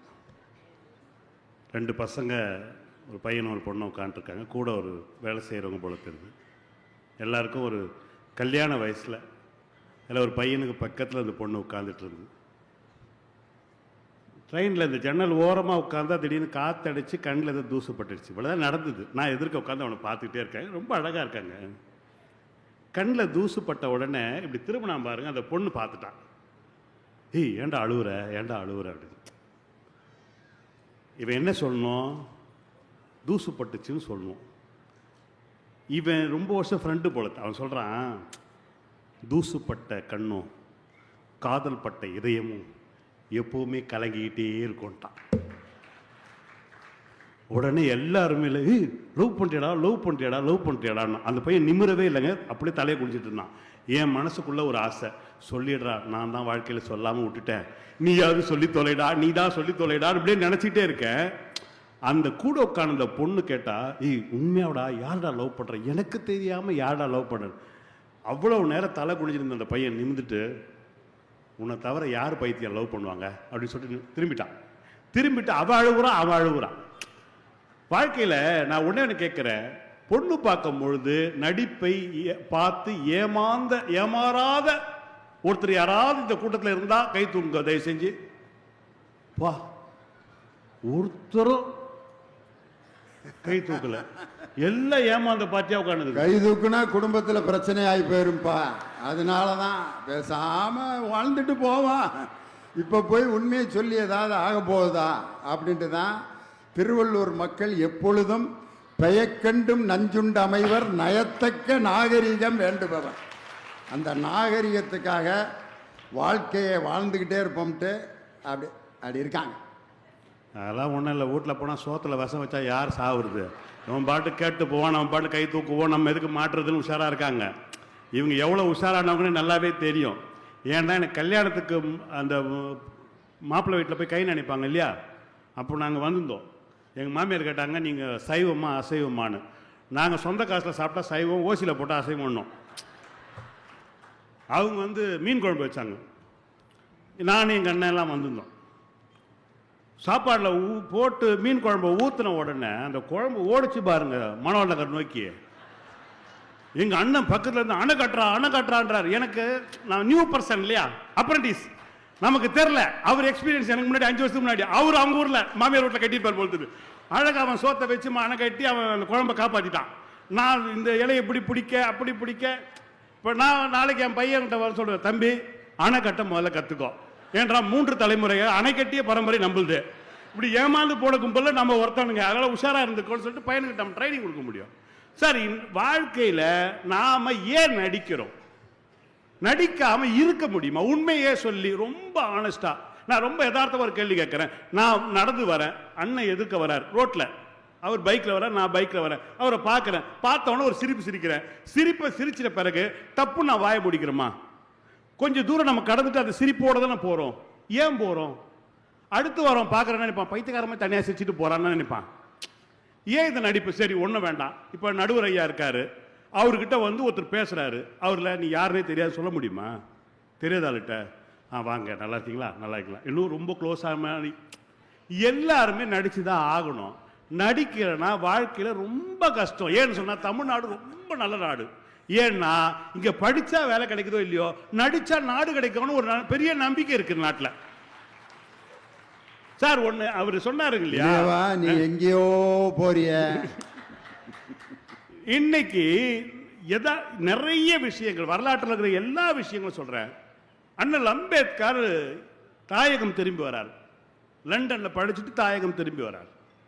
வந்த உடனே அவர் எப்பவுமே கொஞ்சிற ஒரு பையன், அவருடைய குழந்தை, குட்டி பையன், ரொம்ப பிடிக்கும். அந்த பையனை கூப்பிட்ட உடனே அவங்க மனைவி ஓரமான அழுகுறாங்க.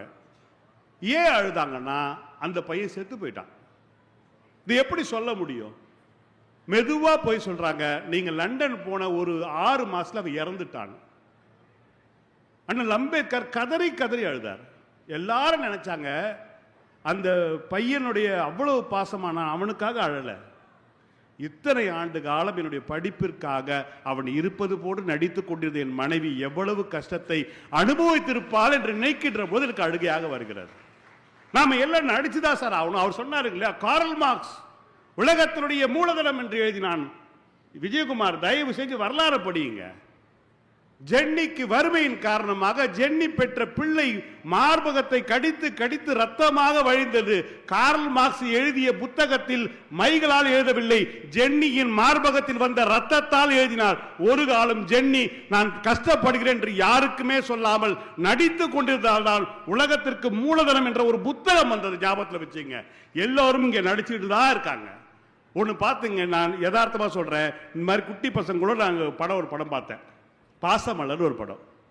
இந்த படத்தோட கிளைமேக்ஸ் காட்சி, அண்ணங்காரன் கடைசியா படுத்த படுக்கையா இருப்பார். தங்கச்சிக்காரி வந்து உட்காருவாங்க. அவருக்கு அந்த பாட்டை பாடுவார், கைவீசு அம்மா கைவீசு, கடைக்கு போகலாம் கைவீசு, செத்து போயிடுவார். உடனே உண்மையிலே உனக்கு இருமல் வந்துருச்சு, தண்ணி குடியாங்கிற. உடனே அண்ணேன்னு சொல்லிட்டு தங்கச்சிக்காரி மாரில் விழுந்து அவ்வளோ செத்து போயிடுவா. இந்த பயலுக இருக்காங்களே, இதே மாதிரி எங்கள் வீட்டில் பசங்க இருக்கானுங்க, எல்லா பசங்களும் கை தட்டானுங்க, சூப்பரா செம்ம காமெடி சீன்றானானுங்க. நான் சொன்னேன், அறிவு இருக்காடா, அண்ணங்காரன் செத்த உடனே தங்கச்சி செத்து போச்சுன்னு. என் பையன் கேட்குறான், எப்பா நீ செத்த மாதிரி நடி, அத்தை சாவுதான்னு பார்க்கலான்றான். நாம் இதெல்லாம் நடிப்பு தானே சார் நினைக்கிறோம், இதெல்லாம் யதார்த்தம் தானே, இதெல்லாம் ஆக்டிங் தானே. போன வருஷம் நடந்த ஒரு உண்மை சம்பவம் சொல்கிறேன். பக்கத்தில் ராணிப்பேட்டையில் சீனிவாசன் ஒரு தாத்தா, 90 வயசு, 90 வயசு சீனிவாசன் தாத்தா செத்து போனார். பக்கத்து தெருவில் இருக்க அவங்க தங்கச்சி கிட்ட போய், தவமணி கிட்ட போய் சொல்றாங்க, அந்த அம்மாவுக்கு 72 வயசு, 90 வயசு தாத்தா. ஞாபகத்தை வச்சுங்க, சாகர வயசு தானே, ஆண்டு அனுபவிச்ச வயசுங்க. 90 வயசுலாம் ஒன்றும் சாதாரண நல்லபடியாக வாழ்ந்த தாத்தா 90 வயசுல இறந்துட்டார். அவங்க தங்கச்சி தவமணிக்கு 72 வயசு, கிட்டத்தட்ட 18 வருஷம் டிஃப்ரெண்ட்டு. நேராக போனாங்க, உங்கள் அண்ணன் இறந்துட்டாங்க. அண்ணன் இறந்துட்டாரா, நெஞ்ச பிடிச்ச ஆயா இறந்து போச்சுங்க. இப்போ சொல்லுங்க, எது நடிப்பு? நாம் நினச்சிட்டு இருக்கோம் நடிப்பெல்லாம் நடிப்பா? யதார்த்தமான உண்மை. நாம் அதோட ஒன்றி போய் வாழ்ந்துக்கிட்டே இருக்கும். நான் இன்னொரு படம் ஒன்று சொல்கிறேன், சிவாஜி கணேசன் படித்த உயர்ந்த உள்ளம் நினைக்கிறேன். அந்த படம் 6 மனமே 6ன்னு ஒரு பாட்டு இல்லைங்களா, அது உயர்ந்த உள்ளம் தான் இல்லை அந்த படம்? இல்லை, ஆண்டவன் கட்டளை. இந்த படத்துடைய காட்சியில் அந்த பாட்டு பாடிக்கிட்டே வருவார், ஒரு ஸ்டாண்டாக வந்துக்கிட்டே இருப்பார். கடைசியாக MS விஸ்வநாதன், ராமூர்த்தி வந்து ஒரு மியூசிக் போட்டுப்பாங்க. பாட்டு முடிஞ்சிடும், வசனம் இல்லை, பாட்டு முடிஞ்சிடுச்சு. ஒரே ஒரு மேண்ட்லின் மட்டும் வாசிக்கும், இவ்வளவுதான். அந்த டைரக்டர் என்ன சொன்னார், கே சங்கரன் தான் அந்த படத்தோட டைரக்டர். அவர் சொன்னார், சார் நீங்கள் ஒன்றும் வேணாம் சார், நீங்கள் அப்படியே வாங்க, நான் அப்படியே கேமரா அப்படியே திருப்பின்னு போயிடுறேன் அப்படின்ட்டார். அந்த க்ளோஸ் அப்படி எடுத்துகிட்டு போயிடுறேன் அப்படின்னாரு. ஆனால் சிவாஜி கணேசன் என்ன பண்ணார், ஒரு வேர்க்கடலையை வாங்கிட்டு அப்படியே தேய்ச்சிக்கிட்டு இப்படி தட்டிட்டு ஃபுட் ஊட்டிட்டு அந்த ஒரு வேர்க்கடலையை அந்த மேண்டலினுடைய வாய்ஸுக்கு ஏற்ற மாதிரி ஒரு தலையாட்டிட்டு டின் டின் டின் டின் டின் டின் டின் டின் டின் டின் டின் டின் டின் டின் டின். சார் என்ன மனுஷங்க, அந்த மனிதன் வாழ்ந்த பூமியில உட்கார்ந்துக்கிட்டு நடிப்பு நமக்கு பயன்படவில்லை என்று சொன்னால் என்ன சார் அர்த்தம்? என்ன சொல்ல வரான்? எல்லாத்தையும் திறந்த பிறகு ஒரு ஹாப்பினஸ் இருக்கும், எல்லாமே வேண்டாம் என்று சொன்ன பிறகு ஒரு மிகப்பெரிய சந்தோஷம். இங்கே எல்லாருக்கும் நடிப்பு தேவைப்படுகிறது நண்பர்களே. மாண்புமிகு நீதியரசர் சந்துருவை எத்தனை பேருக்கு தெரியும்?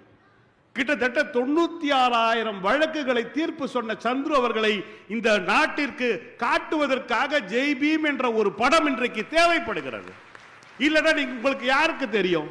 அவர் கடைசியா ரிட்டையர்ட் ஆன அன்னைக்கு நான் பார்த்தேன், அவர் நேரா ஹைகோர்ட்ல இருந்து வந்தாரு, முடிஞ்சது, ரிட்டையர்ட் ஆனார். என்ன பண்ணுவாங்க, ஒரு கார்ல வச்சு, சாதாரண பியூனா இருக்கட்டும், குரூப் டி எம்ப்ளாயா இருக்கட்டும், அவன் அந்த கார்ல வச்சு கொண்டு போய் அவன் வீட்டில் விட்டு வருவாங்க. இதான் வழக்கம். நீதியரசர் சந்துரு என்ன பண்ணாருன்னா, கையெழுத்து போட்டார், எல்லாருக்கும் வணக்கம் நான் வரேன்னு சொல்லிட்டு அங்கிருந்து நடந்தே வந்தாரு, பி ஸ்டேஷன் வந்தாரு, டிக்கெட் கொடுங்க வீட்டுக்கு போனோம் சொல்லிட்டு டிக்கெட்டை வாங்கினாரு.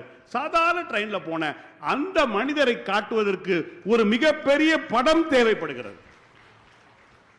ஒரு கிழவி நேரா போய் முதலமைச்சரை பார்க்கிறான், என்னம்மா காசு வேணுமா? உடனே முதலமைச்சரை பார்த்து அந்த கிழவி கேட்ட வார்த்தை, இப்படி கொடுப்ப நாளைக்கு கொடுப்பியா, இன்னைக்கு கொடுப்ப நாளைக்கு கொடுப்பியா? எதுக்கு இந்த பேச்செல்லாம் உனக்கு? என்ன வேணும் சொல்லிட்டு போ. சரி எனக்கு கொடுக்கறல, ஊர்ல இருக்கிற என்ன மாதிரி கிழவிலாம் கொடுப்பியா? நீ கொடுத்தல 20 ரூபாய் எல்லாருக்கும் கொடு போ. யாரு?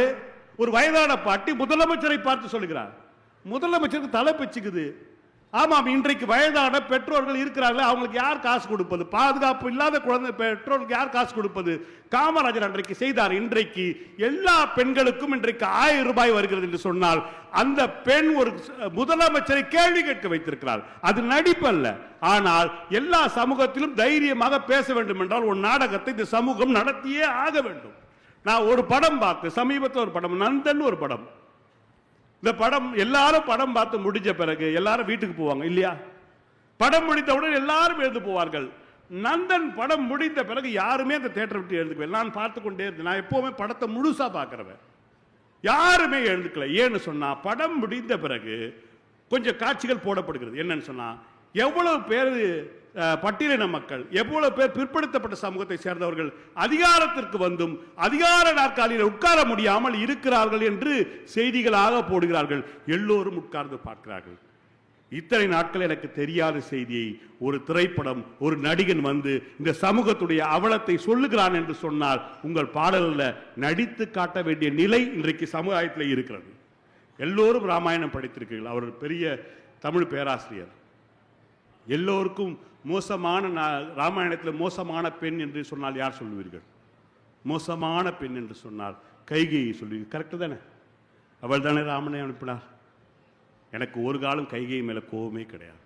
கைகையை போன்று ஒரு நல்லவள் கிடையாது. ஏனென்று சொன்னால் அவள் தன்னுடைய மகனுக்கு ஒரு நல்ல தாயாக இருந்தாள். என் பிள்ளை அரியணை வரணும், நாம் ஏன் நடிக்கிறோம்? நாம் ஏன் சார் நடிக்கணும்? எனக்கு ஒரு அங்கீகாரம் கிடைக்கணும், எனக்கு இந்த சபையில் 4 பேர் பாராட்டணும், அதனால் நடிக்கிறேன். கைகேயி நடித்தாள், தசரதனை ஏமாற்றினாள். அவர் சொன்ன வார்த்தை என்ன தெரியுங்களா? 14 வருஷம் போயிட்டு வான்னா, இது அரசின் ஆணைன்னு சொன்னான். நம்ம துரதிருஷ்டம் என்னன்னா ராமன் உத்தரப்பிரதேசத்தில் பிறந்தவன். அதனால் மத்திய அரசு ஆணையை அப்படியே ஏற்றுக்கொண்டு அவன் போய்விட்டான். தமிழ்நாட்டிலே இப்படி ஒரு காட்சி நடந்தது. ஒரு போட்டி நடந்தது. போட்டியிலே ஜெயித்தவனுக்கு பரிசு மறுக்கப்பட்டது. அவன் நியாயம் கேட்டான். எனக்கென்று ஒரு நாடு உருவாக்குறேன் என்று பழனிமலையிலே கம்பீரமாக போய் உட்கார்ந்தான். எப்பொழுதும் தமிழர்கள் நியாயத்தை கேட்டுக்கொண்டே இருப்பார்கள். ஒன்றை சொல்லி நான் நிறைவு செய்கின்றேன். இப்போ கொஞ்ச நாளுக்கு அப்புறம் ஈஸ்டர் ஒரு பண்டிகை வருது இல்லையா? ஈஸ்டர் பண்டிகைக்குள்ள எல்லோருக்கும் முட்டை தருவாங்க. ஈஸ்டர் முட்டை. கிறிஸ்தவர்கள் வீட்டுக்கு போனீங்கன்னா ஈஸ்டர் எக் என்று தருவாங்க. ஒரு குழந்தைகளுடைய பள்ளிக்கூடத்திற்கு ஒரு பசங்க எல்லாம் போகிறாங்க. ஒரு காதல் ஜோடிக்கு பிறந்த ஒரு குழந்தை. அந்த குழந்தையோட அந்த பையன் நேராக அவன் ஃப்ரெண்ட்ஸுகளோட ஸ்கூலுக்கு போகிறான். அந்த டீச்சர் எல்லாருக்கிட்டையும் காலி ஈஸ்டர் முட்டையை கொடுத்தாங்க. நீங்கள் போய் எல்லாத்தையும் நிரப்பிட்டு வாங்க, உங்களுக்கு பிடிச்சதுலான்னு. எல்லாரும் சாக்லேட் நிரப்பினாங்க, பூக்கள் நிரப்பினாங்க, எல்லாம் நிரப்பினாங்க. அந்த ஒரு பையன் மட்டுமே எதுவுமே நிரப்பாமல் கொண்டு வந்து கொடுத்தான். எல்லாரும் சிரித்தார்கள், ஒன்றுமே நிரப்பலையேன்னு சொல்லிட்டு.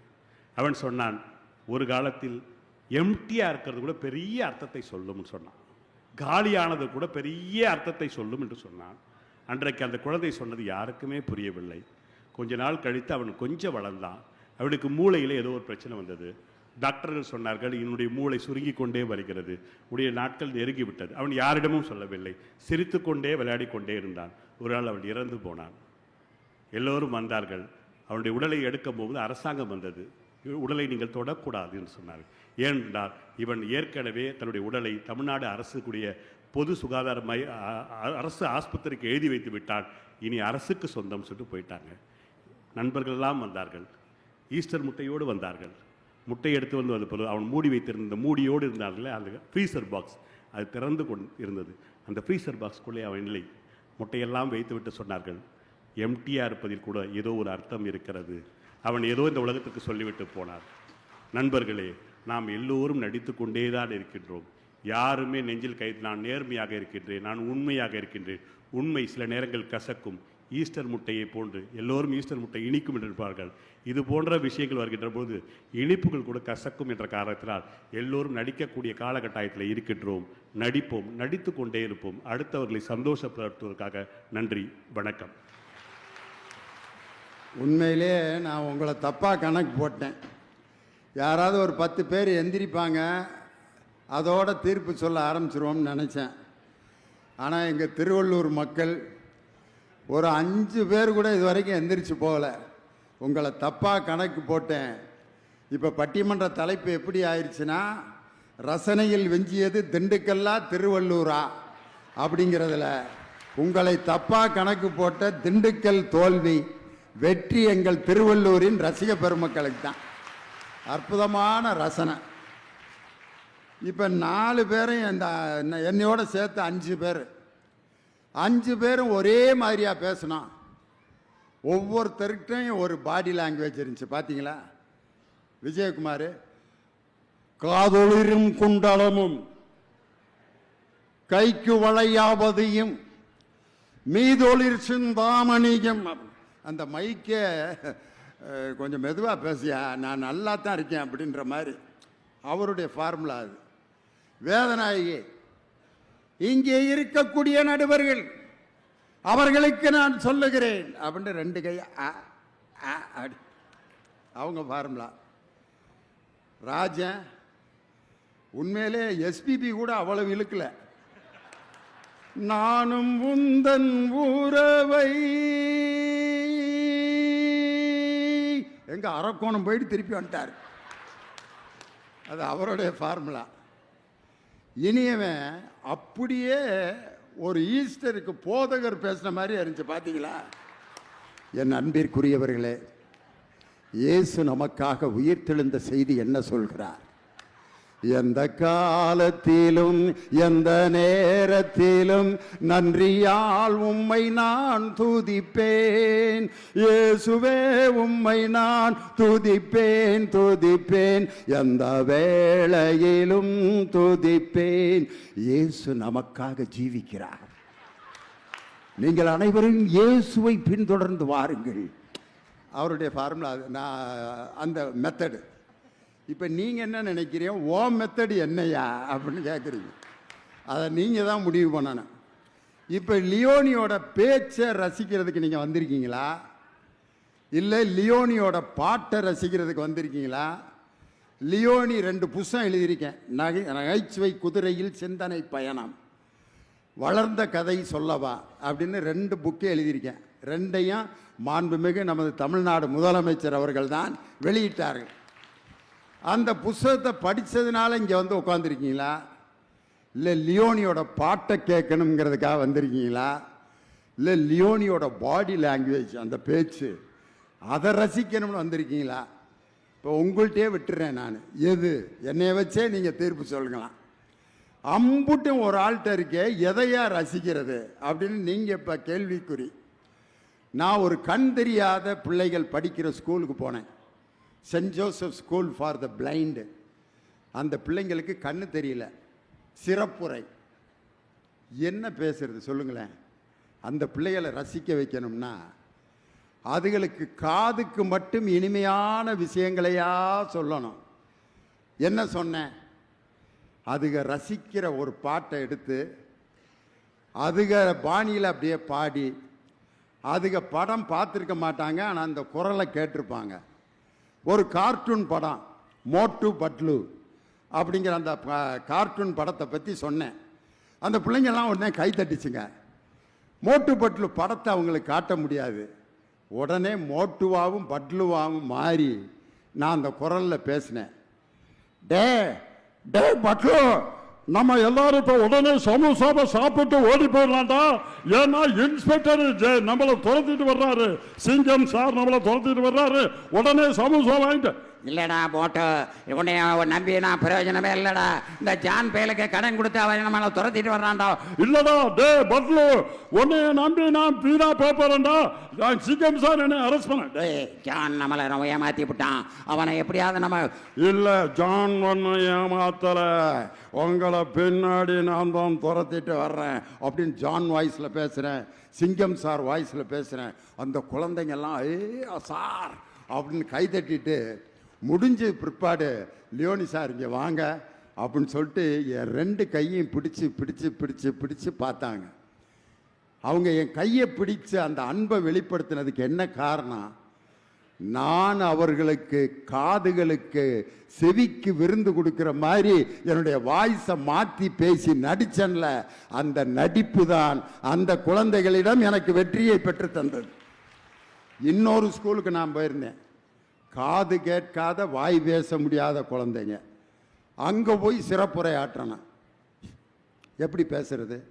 காது கேட்காது, அவர்கள்ட்ட போய் சிவாஜி கணேசனுடைய வசனம் அப்படின்னு சொல்லிட்டு எங்களோட வயலுக்கு வந்தாயா, நாட்டு நட்டாயா, களை பறித்தாயான்னா என்னமோ வாய ஆட்டுறாரு அப்படின்னு தான் நினைப்பாங்க.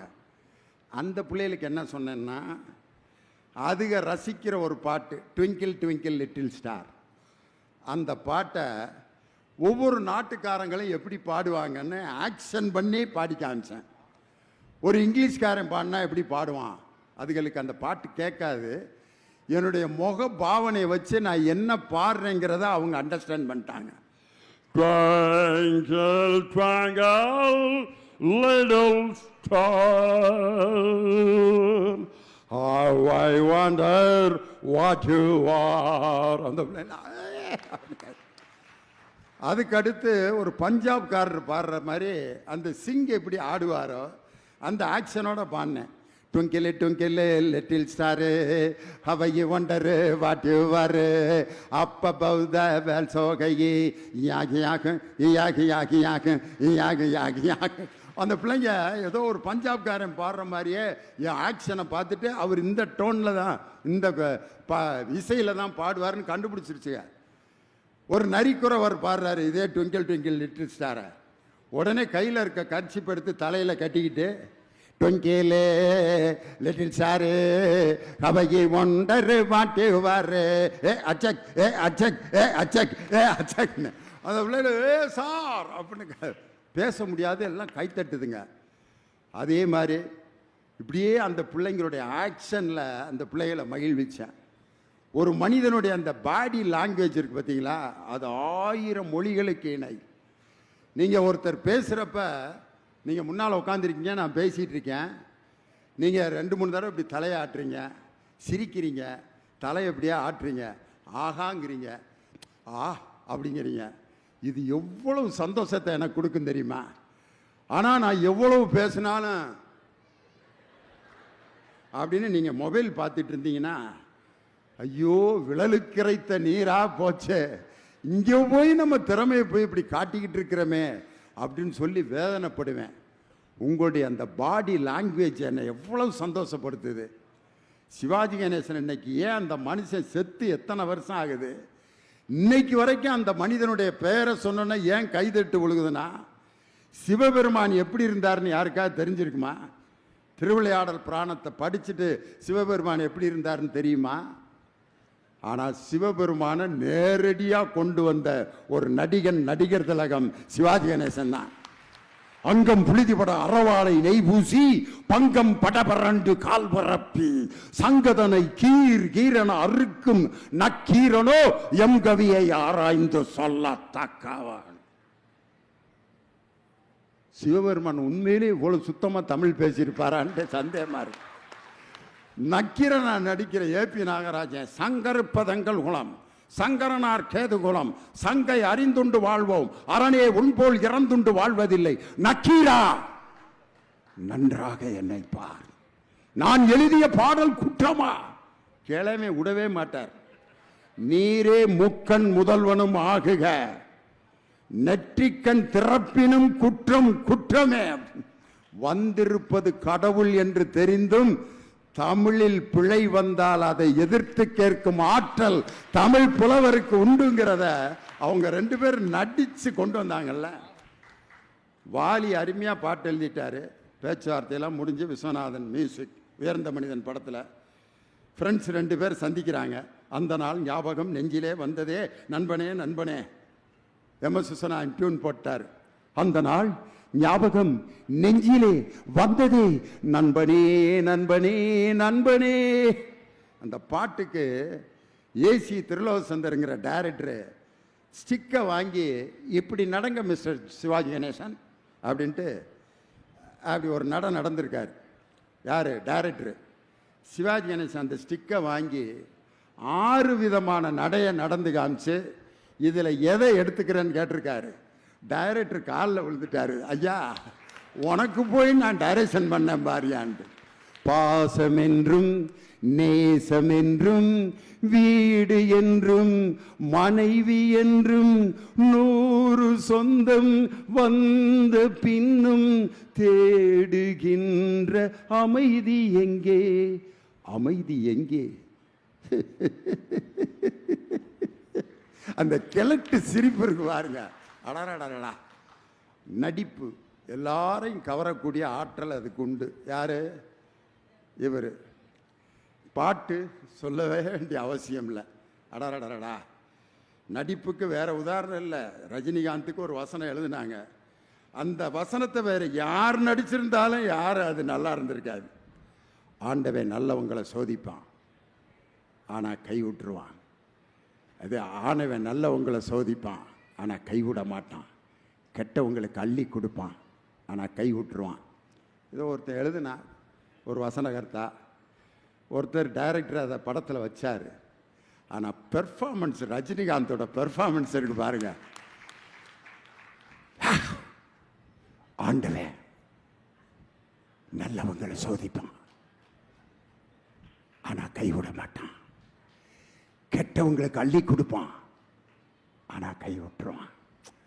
பாலகுமாரன் ஒரு வரி தான் எழுதினாரு. அதை எப்படிப்பட்ட டைலாக்கை மாத்திட்டாரு. நான் ஒரு தடவை சொன்னா 100 தடவை சொன்ன மாதிரி. இதை எல்லா பேரும் சொல்லுவான். யாரு? நான் ஒரு தடவை சொன்னா 100 தடவை சொன்ன மாதிரிடா, பேசாம போக மாட்டியா? ரஜினி, யா நான் ஒரு தடவை சொன்னா 100 தடவை சொன்ன மாதிரி. பாஷா பாஷா பாஷா பாரு பாஷா. அந்த நட்டா ஒரு நடைக்கு கைதட்டி, அதான் நடிப்பு. பாட்டு சொல்லவே வேணாம். உண்மையிலே ஒரு பாட்டுங்கிறது எப்படி உருவாகுது? ஒரு பாட்டை ஒரு கவிஞர் உருவாக்குறாரு. யாரு? பாரதி ராஜாவும் இசைஞானி இளையராஜா, வைரமுத்து 3 பேரும் உட்காந்து பேசுகிறாங்க. காதலன் வேற ஒருத்தரை கல்யாணம் பண்ண போகிறான். காதலி மத ஜாதி வேறுபட்டதுனால கல்யாணம் முடியல. அவள் மியூசிக் படித்த காதலி. அவள் பாடுற மாதிரி ஒரு பாட்டு நான் ஊருக்கு அவசரமாக போனேன், நான் எழுதி தரேன் அப்படிங்கிறாரு பாரதி ராஜாட்ட. யார்? வைரமுத்து. இப்போ எழுதி கொடுத்துட்டு போயா, உடனே எப்படியா எழுத முடியும்? எழுது, அப்போ தான் நல்லா இருக்கும். வைரமுத்து 1.5 மணி நேரத்தில் எழுதிய பாடல். விழியில் விழுந்து இதயம் நுழைந்து உயிரில் கலந்த உறவே, இரவும் பகலும் உரசி கொள்ளும் அந்தி பொழுதில் வந்துவிடு, அலைகள் உழவும் கரையில் இருப்பேன் உயிரை திருப்பி தந்துவிடு. எழுதி கொடுத்துட்டு போயிட்டார். இசைஞானி இளையராஜா ஹார்மோனியத்தை எடுத்து ஆஹா சுத்த தன்னியாசி ராகத்தை பிடிக்கிறாரு. சகமா பனி சானி பம கச மம ப ப கம கம கச நினி சகா கச நினி சகா மம ப சாச நீனி க மம நீனி சாச நினி ச. விழியில் விழுந்து இதயம் நுழைந்து உயிரில் கலந்த உறவே, இரவும் பகலும் உரசி கொள்ளும் அந்தி பொழுதில் வந்துவிடு, அலைகள் உலவும் கரையில் இருப்பேன் உயிரை திருப்பி தந்துவிடு. ராதா ஓடி வரணும், அதுக்கு போடுறாரு மியூசிக். தகதோம் தகதோம் தகதோம் தகதோம் தகதகதக தகதோம் தகதோம் தகதோம் தகதோம் தகதோம் தகதகதக தகதோம் தகதோம் தகதோம் தகதோம் தகதோம் தகதோம் தகதோம் தகதோம் தகதோம் திருடன் திருடி திருடி திருடி திருடி திருடி திருடி திருடி. உன் வெள்ளி கொலுசொலி வீதியில் கேட்டால் அத்தனை ஜன்னலும் திறக்கும். அப்படியே போகும் பாட்டு. கடைசியா சோகமா பாடுவா. கல்வி கற்க நாளை செல்ல அண்ணன் ஆணையிட்டான், காதல் மீன்கள் 2ல் 1 கரையில் தூக்கி போட்டான், விழியில் விழுந்து இதயம் நுழைந்து உயிரில் கலந்த உறவே. லாஸ்ட் லைனை நல்லா கேளுங்க. இரவும் பகலும் உரசி கொள்ளும் அந்தி பொழுதின் போது அலையின் கரையில் காத்திருப்பேன் அழுத விழிகளோடு. எனக்கு மட்டும் சொந்தம் உனது இதழ் கொடுக்கும் முத்தம், உனக்கு மட்டும் கேட்கும் எனது உயிர் உருகும் சத்தம். இதில் எதை ரசிக்கிறது? கவிதையவா, அந்த டைரக்ஷனையா, இசையவா? யோசனை வருது, முடிவு சொல்லணும். இப்போ எல்லாம் இங்கே வந்திருக்கிறது பூரா எதுக்காக வந்திருக்கோம்? புத்தக திருவிழா. நாம் பாடின பாட்டெல்லாம் வைரமுத்துவின் பாடல்கள் அப்படின்னு புத்தகமாக அங்கே தான் இருக்கு. நான் சொல்லிய சிவாஜி கணேசனை பற்றிய சரிதை புத்தகமாக அங்கே தான் இருக்கு. திருக்குறளை பற்றி நான் பாடிய பாடல்கள் புத்தகமாக அங்கே தான் இருக்கு. அண்ணாவும் கலைஞரும் பேசிய பேச்சுக்கள் உரைகள் என்ற பெயரில் புத்தகமாக அங்கேதான் இருக்கிறது. பேச்சு, பாட்டு, நடிப்பு, சிவாஜி கணேசனுடைய நடிப்பை கூட நீங்கள் புத்தகத்தில் வாசித்து தெரிந்து கொள்ளலாம். திருவள்ளுவர் இசையால் திருக்குறளை எழுதவில்லை, நடித்து திருக்குறளை சொல்லவில்லை, எல்லோரிடமும் பேசி திருக்குறளை சொல்லவில்லை, எழுத்தால் எழுதப்பட்டதால் தான் திருக்குறள் இன்றும் வாழ்ந்து கொண்டிருக்கிறது. இன்னைக்கு நான் அந்த திருவள்ளூரில் ஒரு உண்மையை சொல்கிறேன். இன்னைக்கு தரங்கம்பாடிங்கிற அந்த ஊருக்கு நீங்கள் போனீங்கன்னா அந்த முதல் அச்சகம் உருவான இடம் அந்த ஊரில் இருக்கு. சீகன் பால்கு ஐயர் அப்படிங்கிற ஒரு உருவாக்கிய அந்த அச்சு பொறி இன்னைக்கே இருக்கு. உலகத்திலேயே முதலில் அச்சில் ஏற்றப்பட்ட மொழி எது என்றால் தமிழ் மொழி என்பது எல்லோருக்கும் தெரிந்த உண்மை. தம்பிரான் வணக்கம் என்ற அந்த ஒரு பாடல் தான் முதலில் இந்தியாவிலே அச்சில் ஏற்றப்பட்ட மொழி. ஹிந்தி இல்லை, குஜராத்தி இல்லை, சமஸ்கிருதம் இல்லை, நம் தாய்மொழியான தமிழ் மொழிதான் முதலில் அச்சில் ஏற்றப்பட்டு எழுத்து வடிவத்தில் வந்த மொழி.